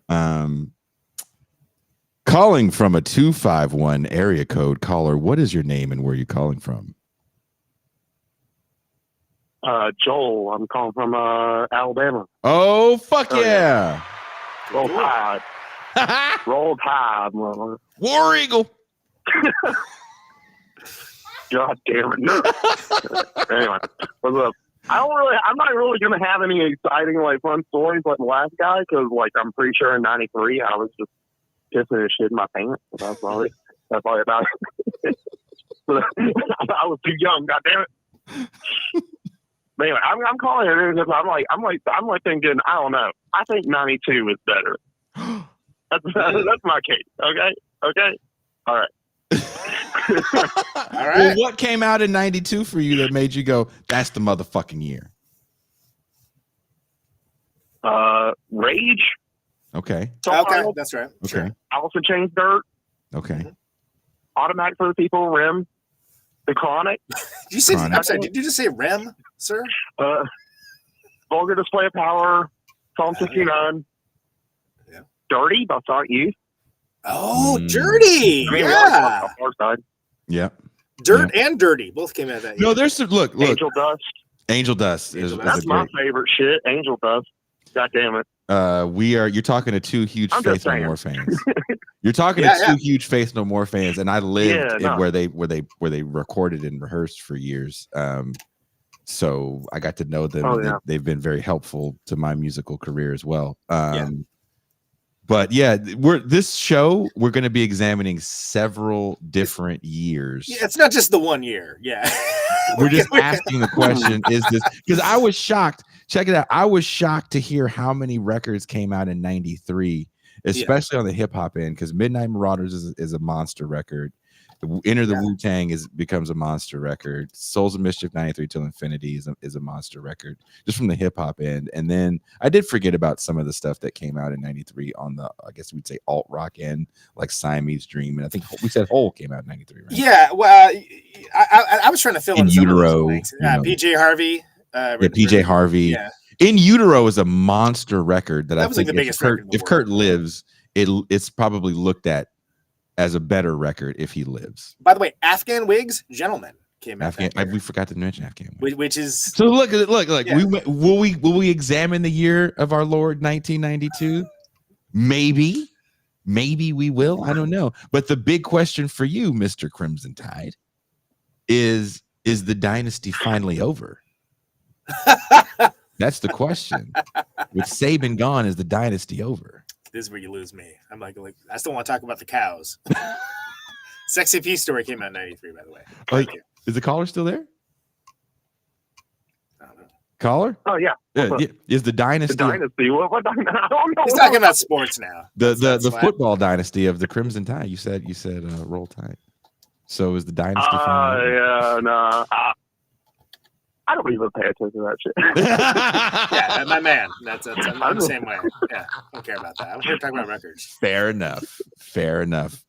Well, fair enough, brother. Thank you for your call, and I hope you keep watching these greatest year of music shows. Yeah. And continue to call and tell us to fuck off. He yell at us.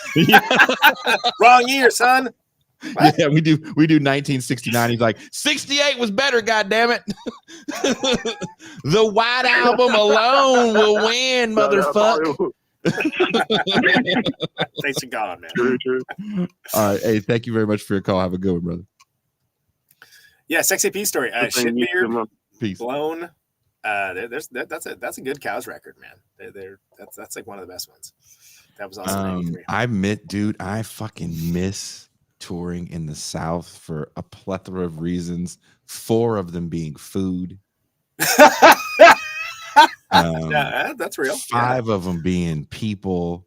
Yeah. Like I was talking to some friends. We actually, you know what I did finally, Conan? I called up someone on the show in the Champagne Room. I called up Alex, the drummer of Bitter Lake, and sure, yeah, just like randomly, and because I always feel like when I talk about the last tour we were on, people don't believe me, so I called up Alex, and he just went off for like 20 minutes. You gotta get a real time one up on the fact checking. Yeah. So there's always like a dream of having the phone system and having the board is to be able to call people like you randomly. If I want to, like, you don't believe fucking ass Conan? Let's call him right now. And you're like, dude, I'm fucking sleeping. Yeah, that's the whole dream of doing this. So expect more random phone calls from me. I will at least give you a heads up that you're on air. I mean, William Goldsmith was trying to text me about Star Trek, and like I just called his ass right there because like John Yingling was like, you know, William Goldsmith. I'm like, yeah, man, you want to talk to him? I put him online. It was like, oh, what? It was actually a really nice conversation, but it was just really funny because Yingling was kind of those random phone calls are great because everybody texts. So we have a couple more calls. All right, let's get this through. I think I know who this is. All right. Calling from an 843 area code caller. What is your name? Where are you calling from? It's your boy Dizzle McSizzle. Sending hate from Milwaukee. What? You're in Milwaukee? I called in today to ask. Mm-hmm. Yeah, I live in Milwaukee, man. All right, Conan, watch your back. Watch your back. There's Dizzle McFizzles in Milwaukee. Watch your back. Better talk that trash. I'm sitting in a cold ass basement. Secret bunker. Earlier question of the stream. Okay, that's Conan. The hoes that I meant were more the metaphysical hoes and not physical hoes. So metaphysically, are these hoes loyal? Because does it mean to live the life of a good hoe in the platonic sense of being not loyal by nature, but if you're being good in the utilitarian sense, is it being loyal? Can you be a hoe?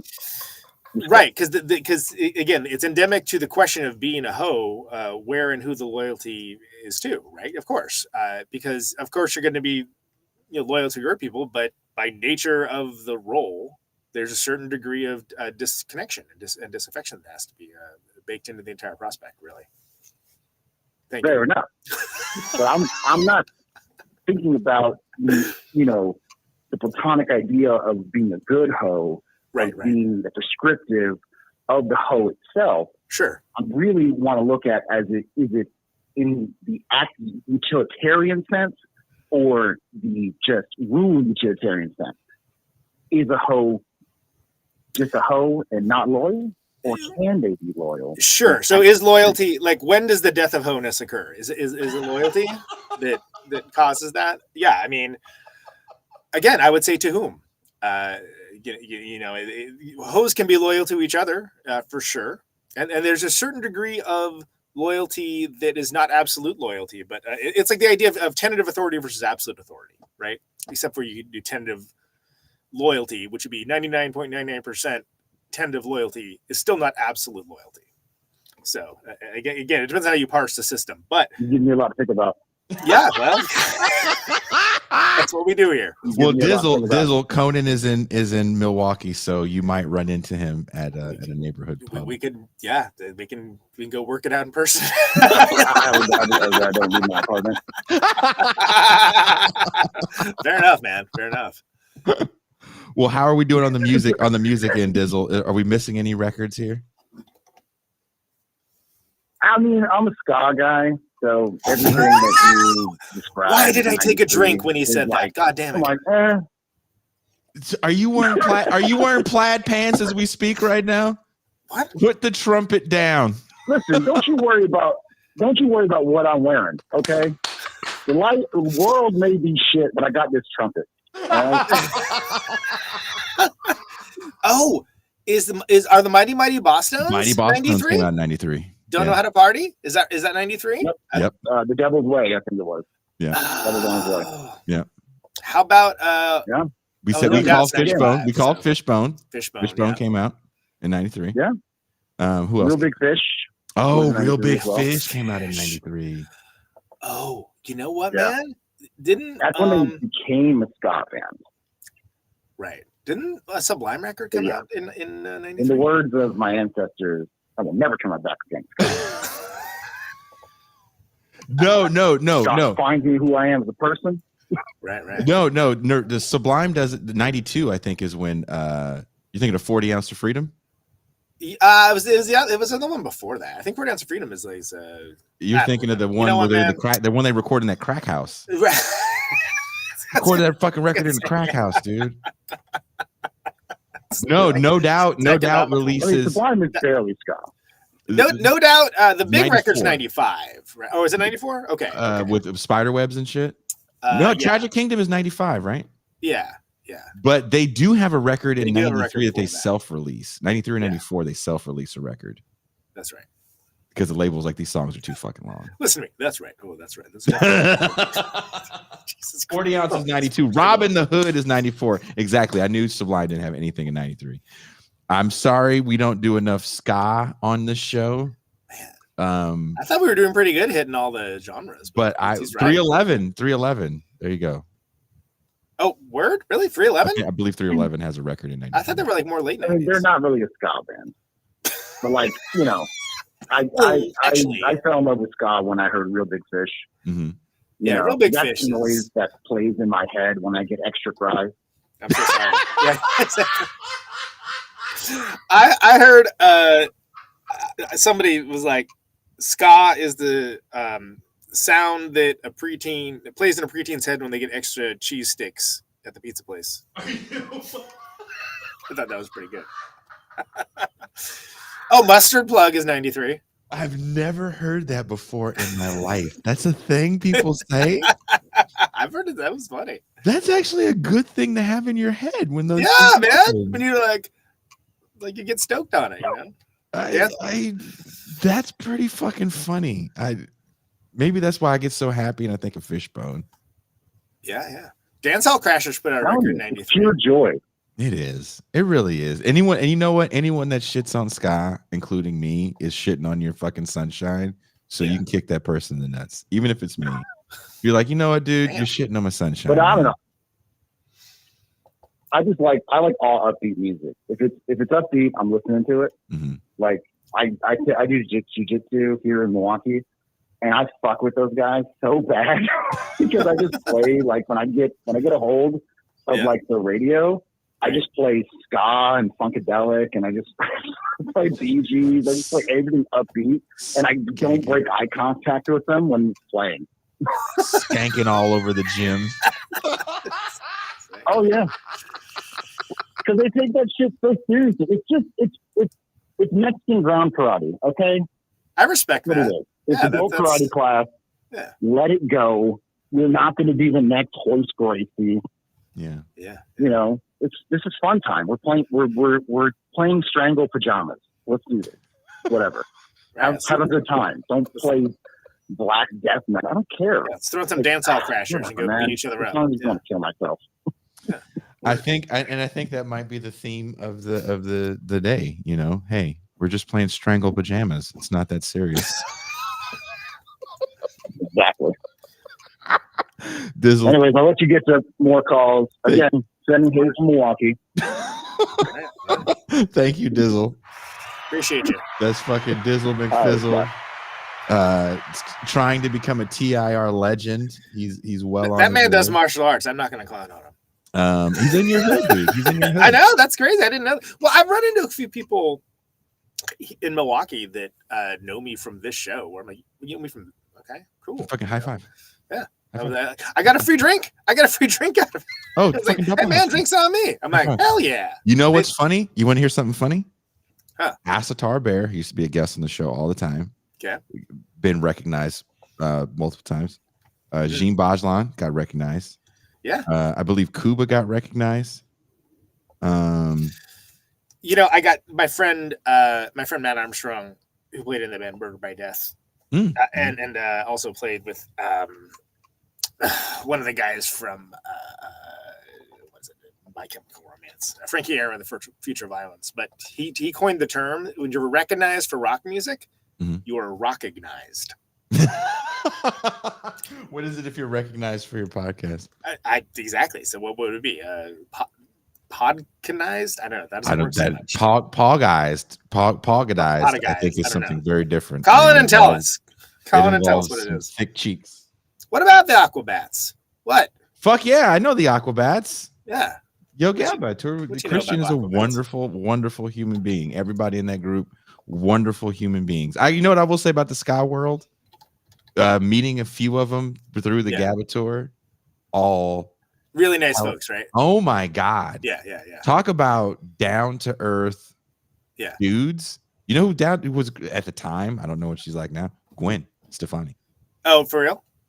Oh yeah. Like refuses to take free shit. Oh, nice. Yeah. Aquabats are a little later though. They're 93. No. Well, for, studio records. Okay. They were doing shit for a while. My sources. This person, the last call, the last call of the day right here is TIR Legend. TIR Legend right now. Let's go. Calling from Cleveland, Ohio. This is Dr. Claw. That's correct. TIR Legend. Hello. What up, y'all? How are you? Wow. Doing all right, man. This is one of my favorite genre of TIR shows. Y'all just talk about the music, and I mentioned earlier on an earlier call that the first time I listened to the show was at the time that you, Jason, had deconstructed the whole label of grunge into being something that was marketed. But it was really just punk rock, but didn't look like the old punk rock, like the look of the artist. Right. Really like that. And it was kind of seen as a counter to what some people call hair metal, or a friend of mine used to call butt rock. I don't know why it was called butt rock. You know what, man? I've heard that term too, and I agree. I have no idea. No one's ever been explained why why is it butt rock? Why is that the thing? So 1993. Another thing is that part of my internet notoriety, the little small circle of the internet knows who I am, came off of me writing a message board post or about the year 1982 in music, which is one of my favorite years. Although I will admit, the rock genre probably wasn't doing well, and the industry at large. Punk rock was doing great. 2 massive albums. Yeah, but 2 massive albums came out late in that year. Wells and Spinoff and a lot of other records I love. So I wrote about them. I was like, what's going on in this year that this generated this much music? And when I really looked into it and found out just how tired the industry was, they were, really concerned about what they were doing. It's like that's just crazy to think that these records coming out that year, both Thriller late in 82 and 1999, but Prince also late in 82. I think it was October and November that year. It really took off more so in 1983 on the charts, but they both were released in 82. Total 4 was out in 82. 82 is interesting because you got The Cure with Pornography, you got Combat Rock, Clash, Duran Duran with Rio, Nebraska, Springsteen, they said Screaming for Vengeance, Judas Priest, right? Ooh, Screaming for Vengeance is 82? That's what headed out to the highway. And right? Number of the Beast by Maiden. That's a big year. Yeah, man. Maybe I just wrote 1982 down on a pad of paper because I'm trying to get certain years, like 68 and 69 are going to get their own shows. My man, Diver Down, Van Halen. Diver Down, 82. 82. Bad Brains. Bad Brains. Is 82, dude? That's like, maybe that's the next show, dude. We gotta have to do another show with 82 because that's a monster year. REM. Yeah. There's Only Theater of Pain. It's so crazy that was a year. Oh shit! Yeah. My bad. Mission of Burma Versus. I literally had Peter Prescott on the show last week. Versus. That's one of the great post-punk American post-punk records. Amazing. And what were you saying, Claude? I'm sorry. Yeah, and it's so crazy to me that was the year that the major labels were so concerned about the business crashing that Yeah. year. Yeah. Yes. So many great records came. Yes. Kate Bush. 1993, on the other hand. So 1993, on the other hand, I was living in South Carolina. The what is now the 843 area code. Back then it was 803. I was just getting into high school, and I was mostly listening to hip hop. Mhm. So, and of course, whatever R&B records are on the radio. So Tupac, album, strictly off listening to it. Mhm. It was an interesting thing that happened in that year because the year prior, one of my favorite rap groups in the collective artists that they put out around the same time. They did a pre-Wu-Tang. It was EPMD, broke up. Yeah. Oh yeah, Yep. sure. They had at that time in '92, and in '92 they had debuted the following artists. By that time, like K Solo had 2 records. Redman. Dr. X had a record in '92 that was huge. Mm-hmm. Redman, his first record came out in '92. Yep. And then also in '92, when you mentioned the lifestyle, rap music as lifestyle shift in '93, it definitely felt like that definitely happened in '93. But '92 was like really when some of that stuff was kicking off because you had the Chronic in '92. That's the record. That's the record that shows you. Yeah. Without the Chronic, there's no Doggy Style. Yeah. Without the Chronic, there's no hip hop lifestyle. A lot of that just, like a lot of that stuff came off of the what I always call the NWA family tree. Now, while my opinion of NWA obviously is not the extreme that Teray Reed had about it, at least not the first record. The second record, E Feel for Zagging, which is Niggas for Life Backwards. Yeah. That album was definitely, because Ice Cube had left, that album was definitely on some CB4 shit. And I think the movie CB4 came out around that time, if I'm not mistaken. But that year was a year after. And when I listened to that record now, that was like, oh my God, they are leaning so hard into all of the underclass, like, degenerate stuff. It was almost like the rap version of what a lot of concerned parents thought like rock music was in the 80s.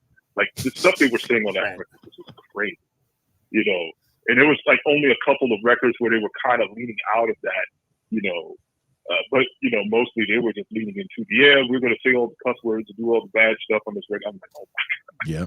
And then Chronic followed that. So you have NWA, NWA Post Cube, Dr. Dre, Snoop. That really jumped off a lot of the lifestyle stuff. When you mentioned the St. Ides thing, it makes me think of Chuck, Public Enemy, which is probably one of my first favorite records. In 1991, Apocalypse 91, that album has a song called 1 Million Bottle Bags, and it's Chuck D going off about how malt liquor and stuff like that is marketed to black people. And how bad the habit of drinking alcohol is, but it's the specific way it was marketed. And then years later, I think he sued St. Ides for using like a sample from one of the songs in one of the commercials, because St. Ides was leaning into that whole let's sell the malt liquor to like to people who like rap music. And every time you see a can of St. Ides, that's what I think of. It was always frequently referenced even outside of the commercials in certain rap lyrics. So that definitely started kicked off that year. Records you mentioned that I absolutely adored in that year. Dale the Funky Hopeless Homeless, going by the name Dale by that point. No Need for Alarm, great album. Yep. And that was when it kicked off a lot of the hieroglyphics, crew albums like Souls of Mischief, 93 to Infinity. Souls of Mischief, sure. Yeah. I just the second you put on No Need for Alarm, with that like slowed down kind of jazz sound, I'm like, wow, this is different shit. Like, he wasn't like the very first different. First album, DJ Pooh produced the first album, so it was all the funk samples. Yeah. So it was one thing I did appreciate about Ice Cube and DJ Pooh and that group, LA Posse, that I loved about that first album was that, like Ice Cube's album, like the Lynch Mob's album, they were very much like still in that Bomb Squad like Mhm. sense of how they combine samples together to make these records. But the thing about Dell was that he just had this different personality that was just hilarious. You know, talking about like being on public transportation in the Bay Area and Mhm. like made songs about that kind of thing. And then when, you know, he got a second album and then all the other, you know, the Oakland groups are coming out alongside him, it really was like a different sort of thing. But G-Funk like dominated. That's actually kind of the reason why Lethal Injection was, to me, the beginning of the fall for Ice Cube. Because he would have songs like Bop Gun, which is basically Funkadelic, you know, when Yeah. rapping on it. I was like, Ice Cube, you do better than that, dog. Yeah. Like, Right. and this kind of like, but he was showing signs of it on the Predator too, because he was taking out the Predator style. By the way, 93. So you mentioned that EPMD breaks up. Eric Sermon's first record comes out Mhm. in 93, late 93. And that was when I loved, because it still sounded like the EPMD style. Dot Effects had their second album in 1993, Straight Up Suicide.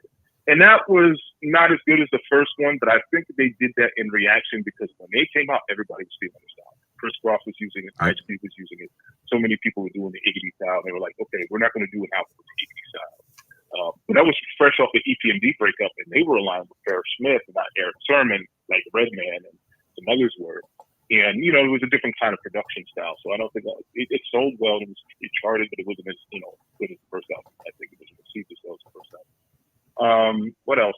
And then other groups, they didn't break up, but you mentioned one of the albums, Return to the Boom Bap by KRS-One. Mhm. And on that album, you have several tracks produced by DJ Premier from my favorite group, Gangstar. And while they didn't break up, they didn't ever break up. They didn't break up until like years down the line. But what happened that year, they didn't have an album. Guru drops Jazzmatazz, an album my dad bought after work and brought home and said, "Hey, son, look at this album." And I was like, "Wow, you're listening to this." So I put it on and listened to it.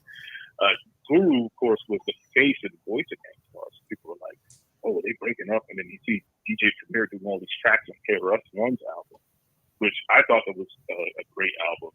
It has like Black Cop and, you know, Sound of the Police, ironic songs now because, you know, he's up there in New York City singing the praises of Eric Adams. Adams. He could have been up there. Whoop, whoop, the mayor is police.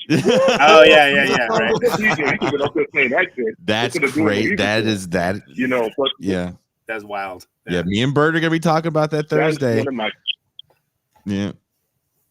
That is one of my favorite albums by KRS. And even Stranger to Controversy. I mean, you mentioned PM Dawn came out the year. We all know what he did. I thought Beat up PM Dawn. Yeah. Beat up the dude from PM That's Dawn. true. but like, yeah, and he's no stranger to controversy, even like in the beginning of his career. But I love that album because of the DJ Premier tracks. He has a song called "Out of Here," which is one of the only rap songs that I ever heard a rapper talking about. Well, what happens when this record deal is over and this whole hip hop thing that they're marketing is over? What are you going to do with it? That was a song. That was the first of that song. Not to interrupt, but that's something I really liked about the Hulu Wu-Tang show is that it showed, because credit where credit's due, RZA was like very cognizant of that ahead of time, which is like, we're gonna get the money, we're gonna invest into the recording studio, you know, like the man had a plan for all that stuff, and I feel like especially rap and hip hop, it's almost like people will clown on you for that. Right, where it's like, no, if you want to build a sustainable career, you need to think about that instead of spending all your money on, you know, St. Ides and cars and strip club, and so like you need to invest in yourself. You know what I mean? Like, and I thought that was fantastic because I've never seen that in anything remotely media related to hip hop or rap, and the fact that Wu-Tang did that, you get in the doc, but like Jason, you're right, it's awkward. It's uncomfortable. It's a good documentary. I found it. It's cool to see all those dudes together, but like you can tell it's like, oh man, oof. I can cut that tension with a knife. Go ahead, Carl. Anyway, yeah, I just wanted to throw that. There was something else I was thinking about too. What else did you guys mention? Well, shout out to Fizzle McFizzle bringing up ska. Now there was a couple of years later in my little corner of South Carolina. There was a dedicated group of dudes who were into ska, and they had a particular look.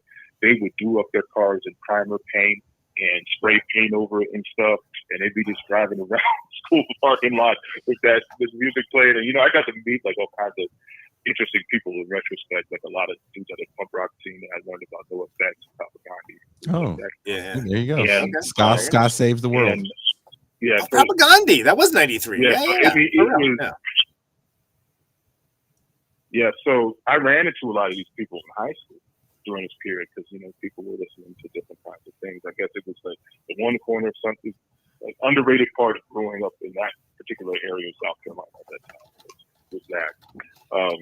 The what else was I looking to? Like the single for Jerry the Damages, Come Clean came out that year. The album come out in '94. Another one of those albums. Now, Black Moon, I really appreciated that album because it got me to listen to something other than G-Funk, other than the usual suspects. Same reason. Same thing with Dell and Souls in the Hieroglyphics group.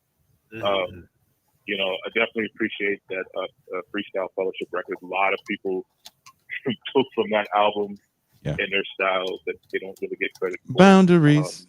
I told you the story about that. Yeah. About how Bone took their style from Freestyle Fellowship. Bone. So Eazy-E wanted to sign Freestyle Fellowship first. And they didn't. They didn't want to fuck with him. I forget why. And so he took Bone to see them. That's how Bone got that. That's all Freestyle Fellowship.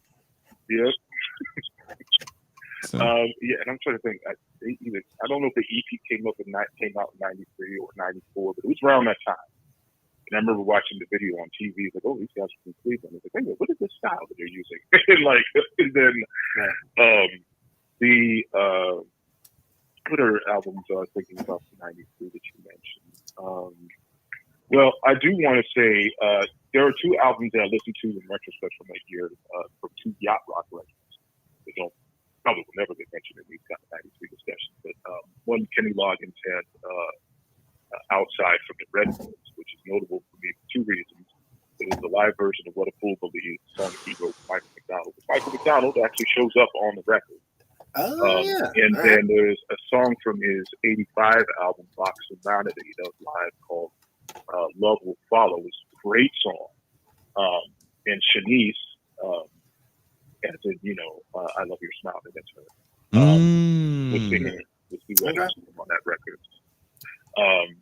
And then Michael McDonald in '93 had a album called Blink of an Eye, which was on the Freeze Records. It's interesting to see what happened. It's a great example of what happens with the yacht rock artists after the yacht rock era kind of, filters off. Like I think you stop seeing that style of music around '83 or so, and in '84, a lot of them, Michael McDonald included, hop on like that pop music, like wave, similar to the sound that Don Henley had in, think of the Boys of Summer. Similar to that sound. That's what the records they were making, like even Kenny Loggins. So Kenny Loggins, to his credit, was still doing the R&B stuff all the way through the '80s on his records.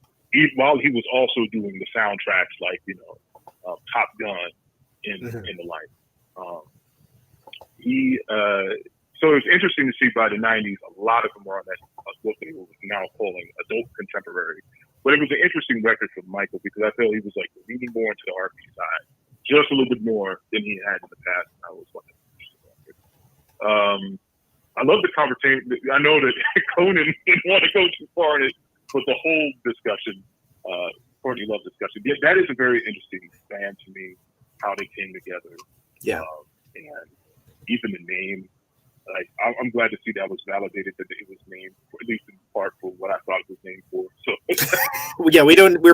we're amongst polite companies, so we won't say it. But yeah, absolutely, yeah. But you were correct, sir. I mean, I think when you think of this, when you think about the volume, and of course, Midnight Marauders, gotta look that out. Mhm. Can't say enough. Like I felt like I thought that Tribe Called Quest was just never going to make a bad album ever because the first two were so great. I didn't think the next two were bad, but or three really. But those first three, especially when they got to Midnight Marauders, oh my God, that was a crazy level up from album to album to album. Just great album. De La Soul. Balloon Mind State. You can listen to that. Now here's the interesting thing about that album.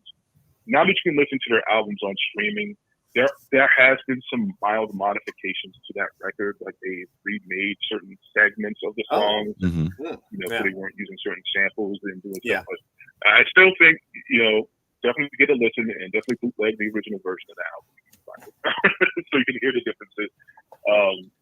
It's a great album. Because after that album, 96, Stakes is High, that's definitely a reaction to hip hop as lifestyle. Mhm. The title track especially.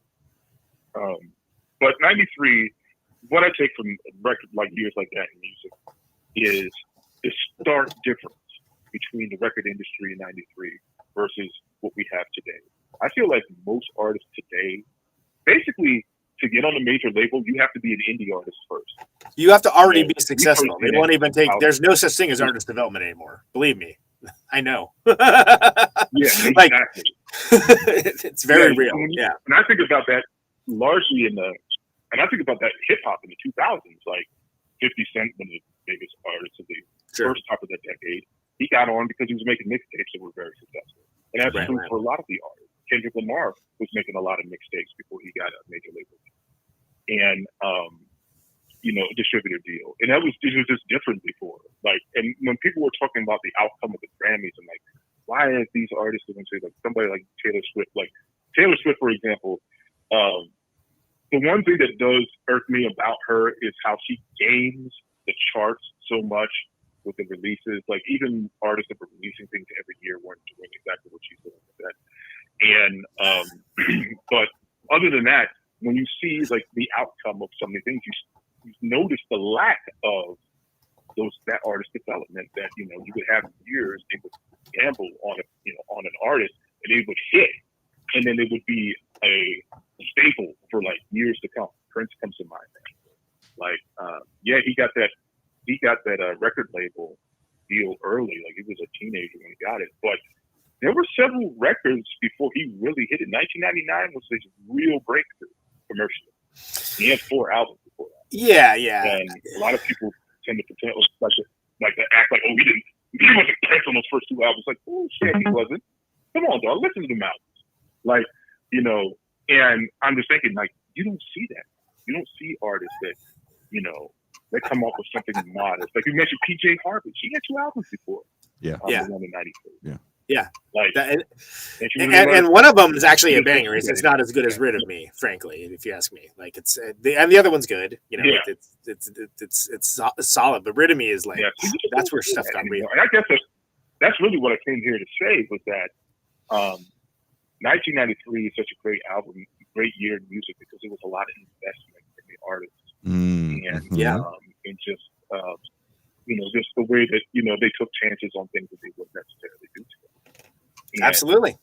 Even if for the wrong reasons, they're still taking those chances. Well, I'm over here. Well, they're doing it for the wrong reasons now. Yes, I agree with that. Well, Dr. Claw, thank you very much for the call, brother. Yeah, man. TIR legend, Dr. Claw.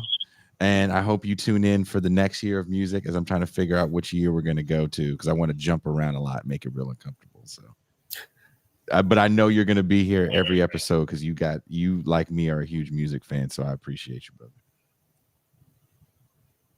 Yeah, thanks, man. Well, have a good one. Have a good rest of your weekend. Good to hear from you, man. One that we didn't mention, the Flaming Lips. Transmissions from the Satellite Heart came out that year. We didn't. I'm sorry. You know what? Because in the Champagne Room, I was kind of pre-doing this the other day and going through some of the stuff, and we're playing some of the songs from some. Because the Champagne Room, we're not going to monetize that show. So Yeah, exactly. You don't have to worry about I YouTube feel takedown. very comfortable playing the music. It's a lot more Sure. fun. Yeah. Which is, look, it hurts my soul. I just want you to know right now, it's hurting my soul that we can't just play certain tracks. How cool would it have been, like, all the stuff we're talking about and have, like, the track, even like that, freaking stuff that's irrelevant, like the Scatman John song. Yeah. Like, And that would but you know what would happen? Yeah. We did a show on house music and we didn't even play the songs. Yeah. We had the videos in the background because our guest, his video was all effed up. Right. So right. we had the videos, but not the song. Yeah. He took it down for 3 months. That was one of me, to this day, one of the things I'm most proud of on this show is me and Pascal in Tucson doing that history of house music show. I caught some of that. It was good. Yeah. Getting into kind of the political economy of the time, getting into the class nature of music. No, and I appreciate the context because for me, I know some of it, but the context is real cool. Like it really kind of helped get the full picture of stuff that again, unless you were there living it, I don't know how you'd know it because there's not a whole lot of resources for it. So you do this crazy ass show and you get an email from someone that goes, "Hey, by the way, I'm a patron and I produced all these records." And wild. That's great, man. I love that. So stuff. it's I don't know. It's one of the benefits I think of doing something like this, as where you reach enough people that you're kind of surprised the people you reach. House music show was actually cited in an academic book work. That's fantastic. From our good homegirl Tammy, who wrote a whole history of dance music. That's right. So I love these kind of shows. I'm super stoked for. I hit Conan up. I've been talking to some other people, so I think it's going to be more fun when we do we're going to do this here and let's bring in a few guests. But every episode, I always want to open up the phone lines, right? Because I guarantee, and if you guys go do this, please leave it in the comments what you're going to go listen to. I know when I turn this off, I'm going to go bump some music from 1993. We're talking about it enough. Yeah, why not? I keep looking at this list is in front of me, right? I'm like, I really want to listen to Jasmine Taz for some reason. Yeah. Because there was a song he did with the singer from Brand New Heavies called "Trust Me" on Jasmine. Oh my God, yeah, that's right. And I was like, oh, dude, I'm I hella wanting to do that. So I want to hear what you guys are gonna bump. And also, it was kind of cool hearing people that weren't even born, maybe they were born a little before, but they're like, oh no, this came out that year, that came out. Like we were in high school, right? But it's a thing. It's let's try and tell me something here. Milwaukee's pay that bill. Pay that bill. No, that people are when you announced the promo for the show, I was immediately arguing. Why do you include this and not this? Immediately I was on your ass. I was on your ass so quick, and I was like, what the hell with you mentioned all these goddamn bands and you don't mention In Utero? Are you kidding me? Are you kidding me right now? The first word, no? Shh. That wasn't the first word I wrote. Okay, well, I'm the sorry. second draft. after somebody freaked out about you gonna lead with Smashing Pumpkins. I can't stand Smashing Pumpkins. Sorry, peace and love to the crowd, but honestly, I hope Billy Corgan is just in your neighborhood for no reason. I could take his ass. He's tall, whatever. I'm crazy. He's a tall dude. What's the James Brown? I don't know karate, but I know crazy. That's me, man. You do not want to mess with me. I'm fucking nuts, dude. Billy Corgan over the head with a fucking bottle. We actually did. Can I say something about Jodeci real quick? The Diary of a Madman and Jodeci. I really feel comfortable saying this, and I can't wait to get. I want to hear what you people got to say. It's Black History Month, so I get a pass to say this.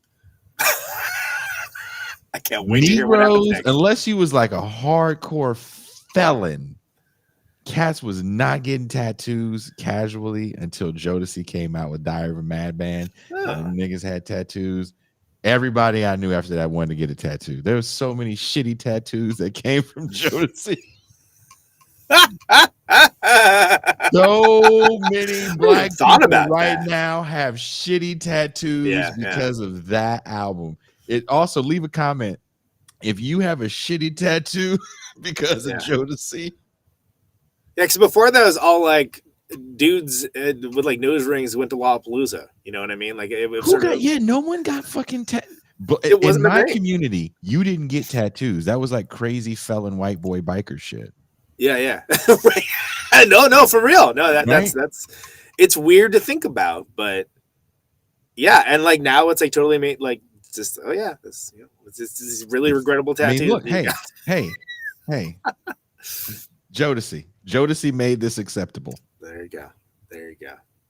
Just know that. Someone says tattoos are the devil's work. Oh, Moon Pussy getting a shout out in the chat. Hell yeah, Moon Pussy's awesome. Those are my homies. Denver represent. I got to figure out the next year we want to do. I was going back and forth. We were like, what year did that Black Sabbath album come out? Was it 60 or 69? What year is it? Yeah. 68 and 69 are such monster years. Oh man, you dude. have to do both 68 and 69. You have to do 68. That would be like an epic length episode. I mean, there's so much. You have to. But we're not going beyond 68. I don't give a fuck what happened in 65. I don't want to talk about any folk music. I don't give a shit if Joni Mitchell released the greatest thing you ever heard. I'm not talking about that shit, okay? I'm not doing any. No. 68 is where we fucking stop. Can I just say somebody shouted out Trout Mask Replica, the Beefheart record in the chat, and I will say if you are into Beefheart, you should probably check out Protonic Reversal pretty soon because I'm nailing something down that will be cool. That is all I will say about that. Okay, that sounds interesting. Yeah. It's going to be cool. Obviously, it's not going to be the captain. He's dead. So we're going to resurrect him. No, it's interesting because like there's a podcast I listen to called A History of Rock Music in 500 Songs. Real cool series. This English dude does it, which is hilarious because we mispronounce his stuff and it's like way wrong. It's like, well, he's never heard that said aloud. This man's in England. But he's done a ton of episodes and like, he's only just now getting to 68. You know what I mean? Because he starts at the beginning.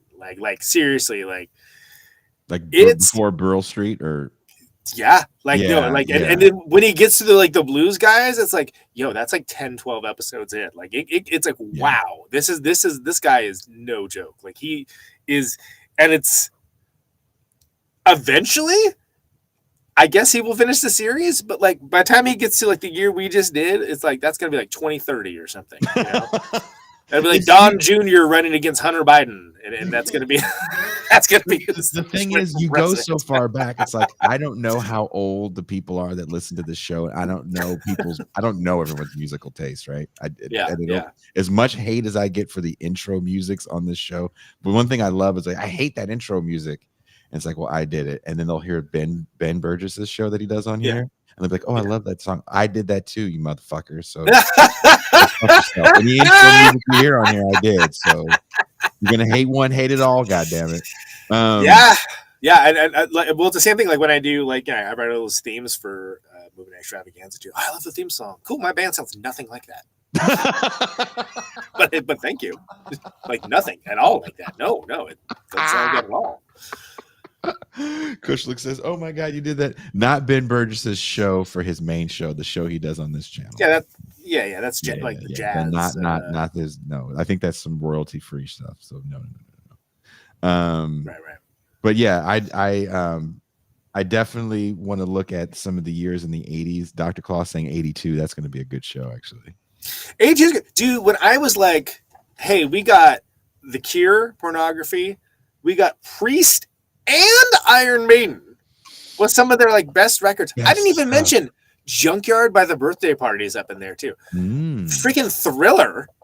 I mean, are you kidding me? Yeah, like that's 1999 comes out in that's someone what he was saying. Question. Hey, so the Quintern asked a question to us last night. Combat Rock, not my favorite Clash, but notable. And Rock. Hey, I want to get your Rio? answer on this. So the Quintern asked this question to us. He goes, "Hey, Jason and Varn." He goes, "Do you count from people say like best of records or top 5 records? Do you count live albums and soundtracks?" And the first thing I said was, "Fuck yeah, you count live albums. Kiss Alive and Frampton Comes Alive are 2 records that made those people." Cheap Trick live at Budokan. Live at Budokan, like you can't discount live records as some of your favorite records. And he goes, "What about movie soundtracks?" I was like, "Movie soundtracks?" I was like, I said, "The Lost Boys is an amazing movie soundtrack." Lost Boys. And I said, "Fucking Purple Rain." Oh yeah, yeah. Oh, that is a movie soundtrack. Sure. So I was gonna say the Crow. Natural Born Killers. Actually, there were 2 banging. Some movie soundtracks will never get ignored. Live albums will never get ignored because there's some great fucking movie soundtracks. I have to go back and do my Twitter contest that I was doing. That was so much fun for 80s movie soundtrack tape deck supremacy. It was a tournament style contest where I would have soundtracks face each other. So awesome. I had I must have missed that. I don't know. I ended it with Batman '89 and Purple Rain. Was that Bat Dance? Bat Dance? Yeah, Bat Dance. Yeah, Batman '89 has some pops on it, but yeah, Batman '89 and Purple Rain are 2. That's a second Tim Burton one, right? Keaton. Yes, because he does Beetlejuice. Yeah. Therefore, yeah. I like that. I like that these kids are now recognizing that the Keaton Batman rocks, because those movies are good. That changed the whole way we look at fucking superhero movies, man. Yeah, exactly.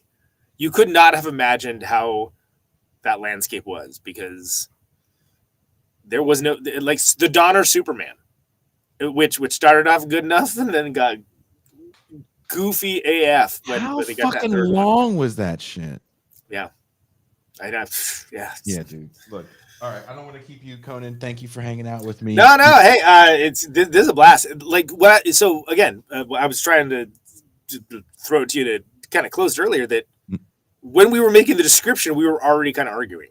Right? You know what I mean? Of like what bands to highlight and what, because you want to get like the Poptimist stuff, but you also want to get some of the more like kind of obscure, influential stuff as well.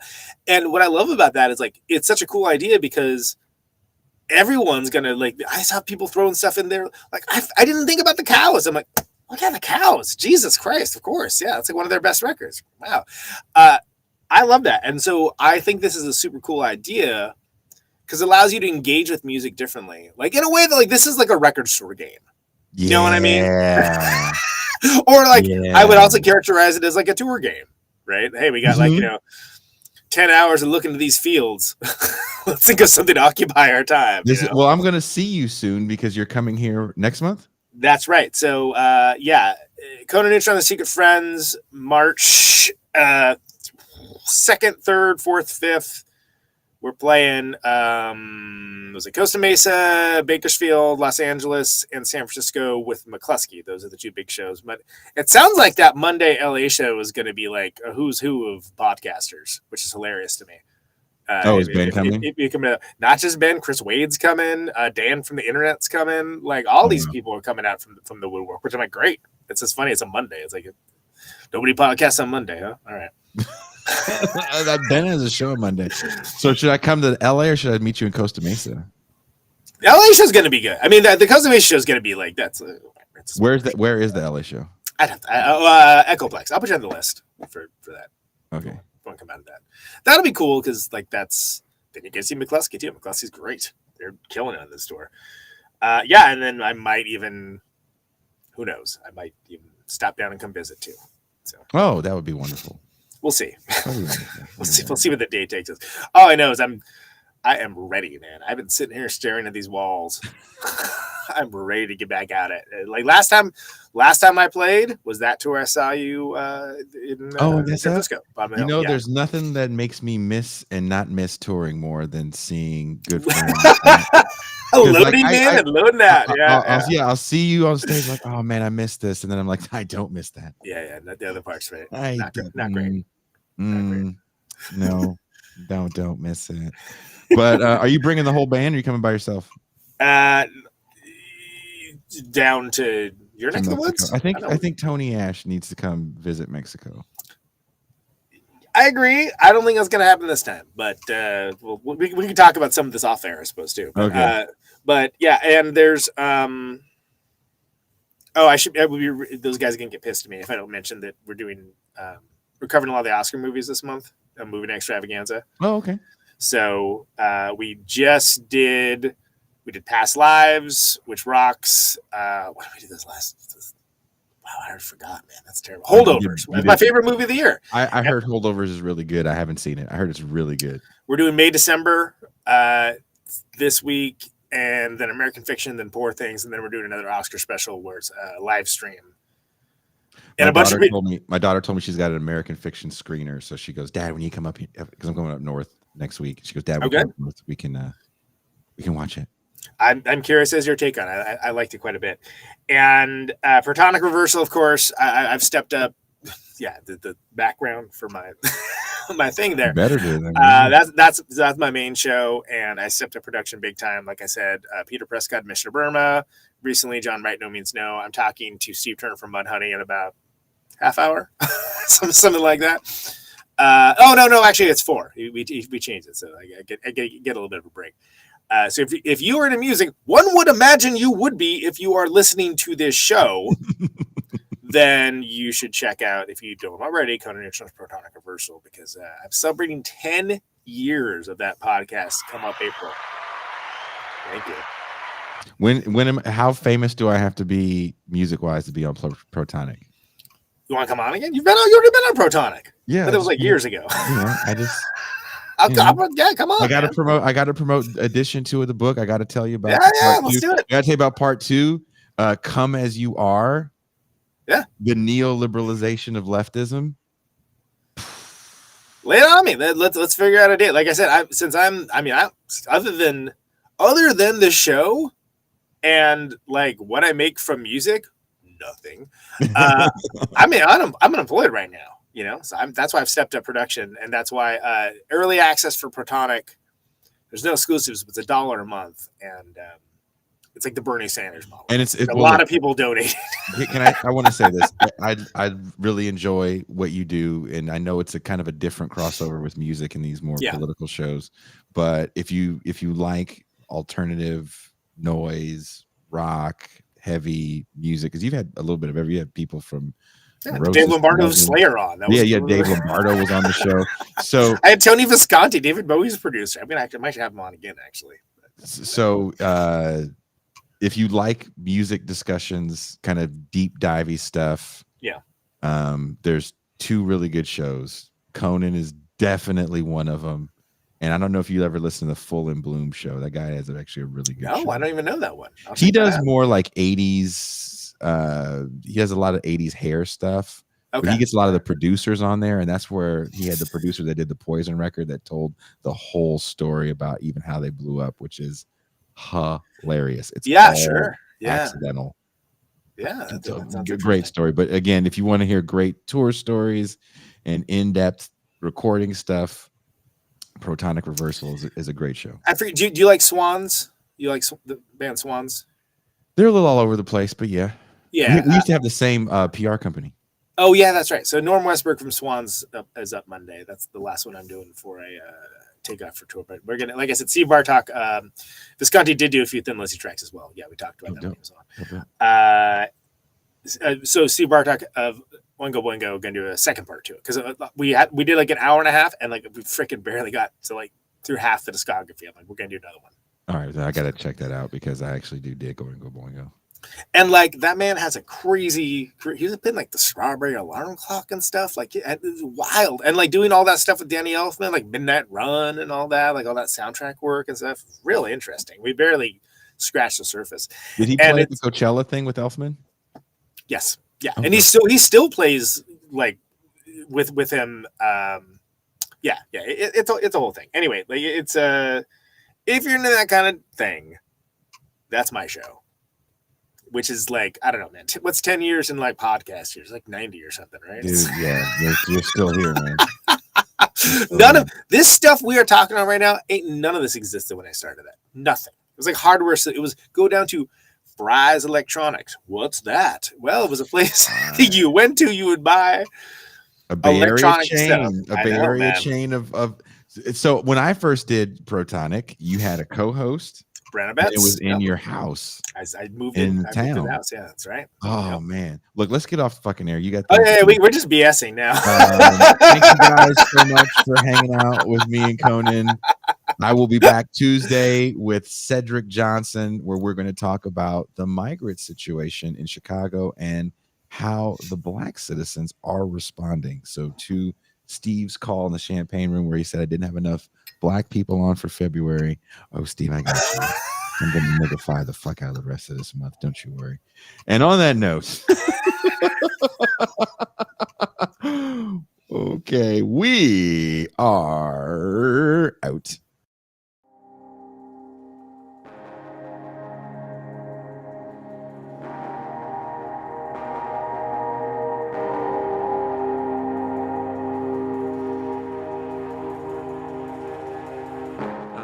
Back when Russia was the Union of Soviet Socialist Republics, and they'd say, "Oh, but aren't you so glad that you're in America?" I said, "Well, I know a lot of Russian filmmakers. They have a lot more freedom than I have. All they have to do is be careful about criticizing the government."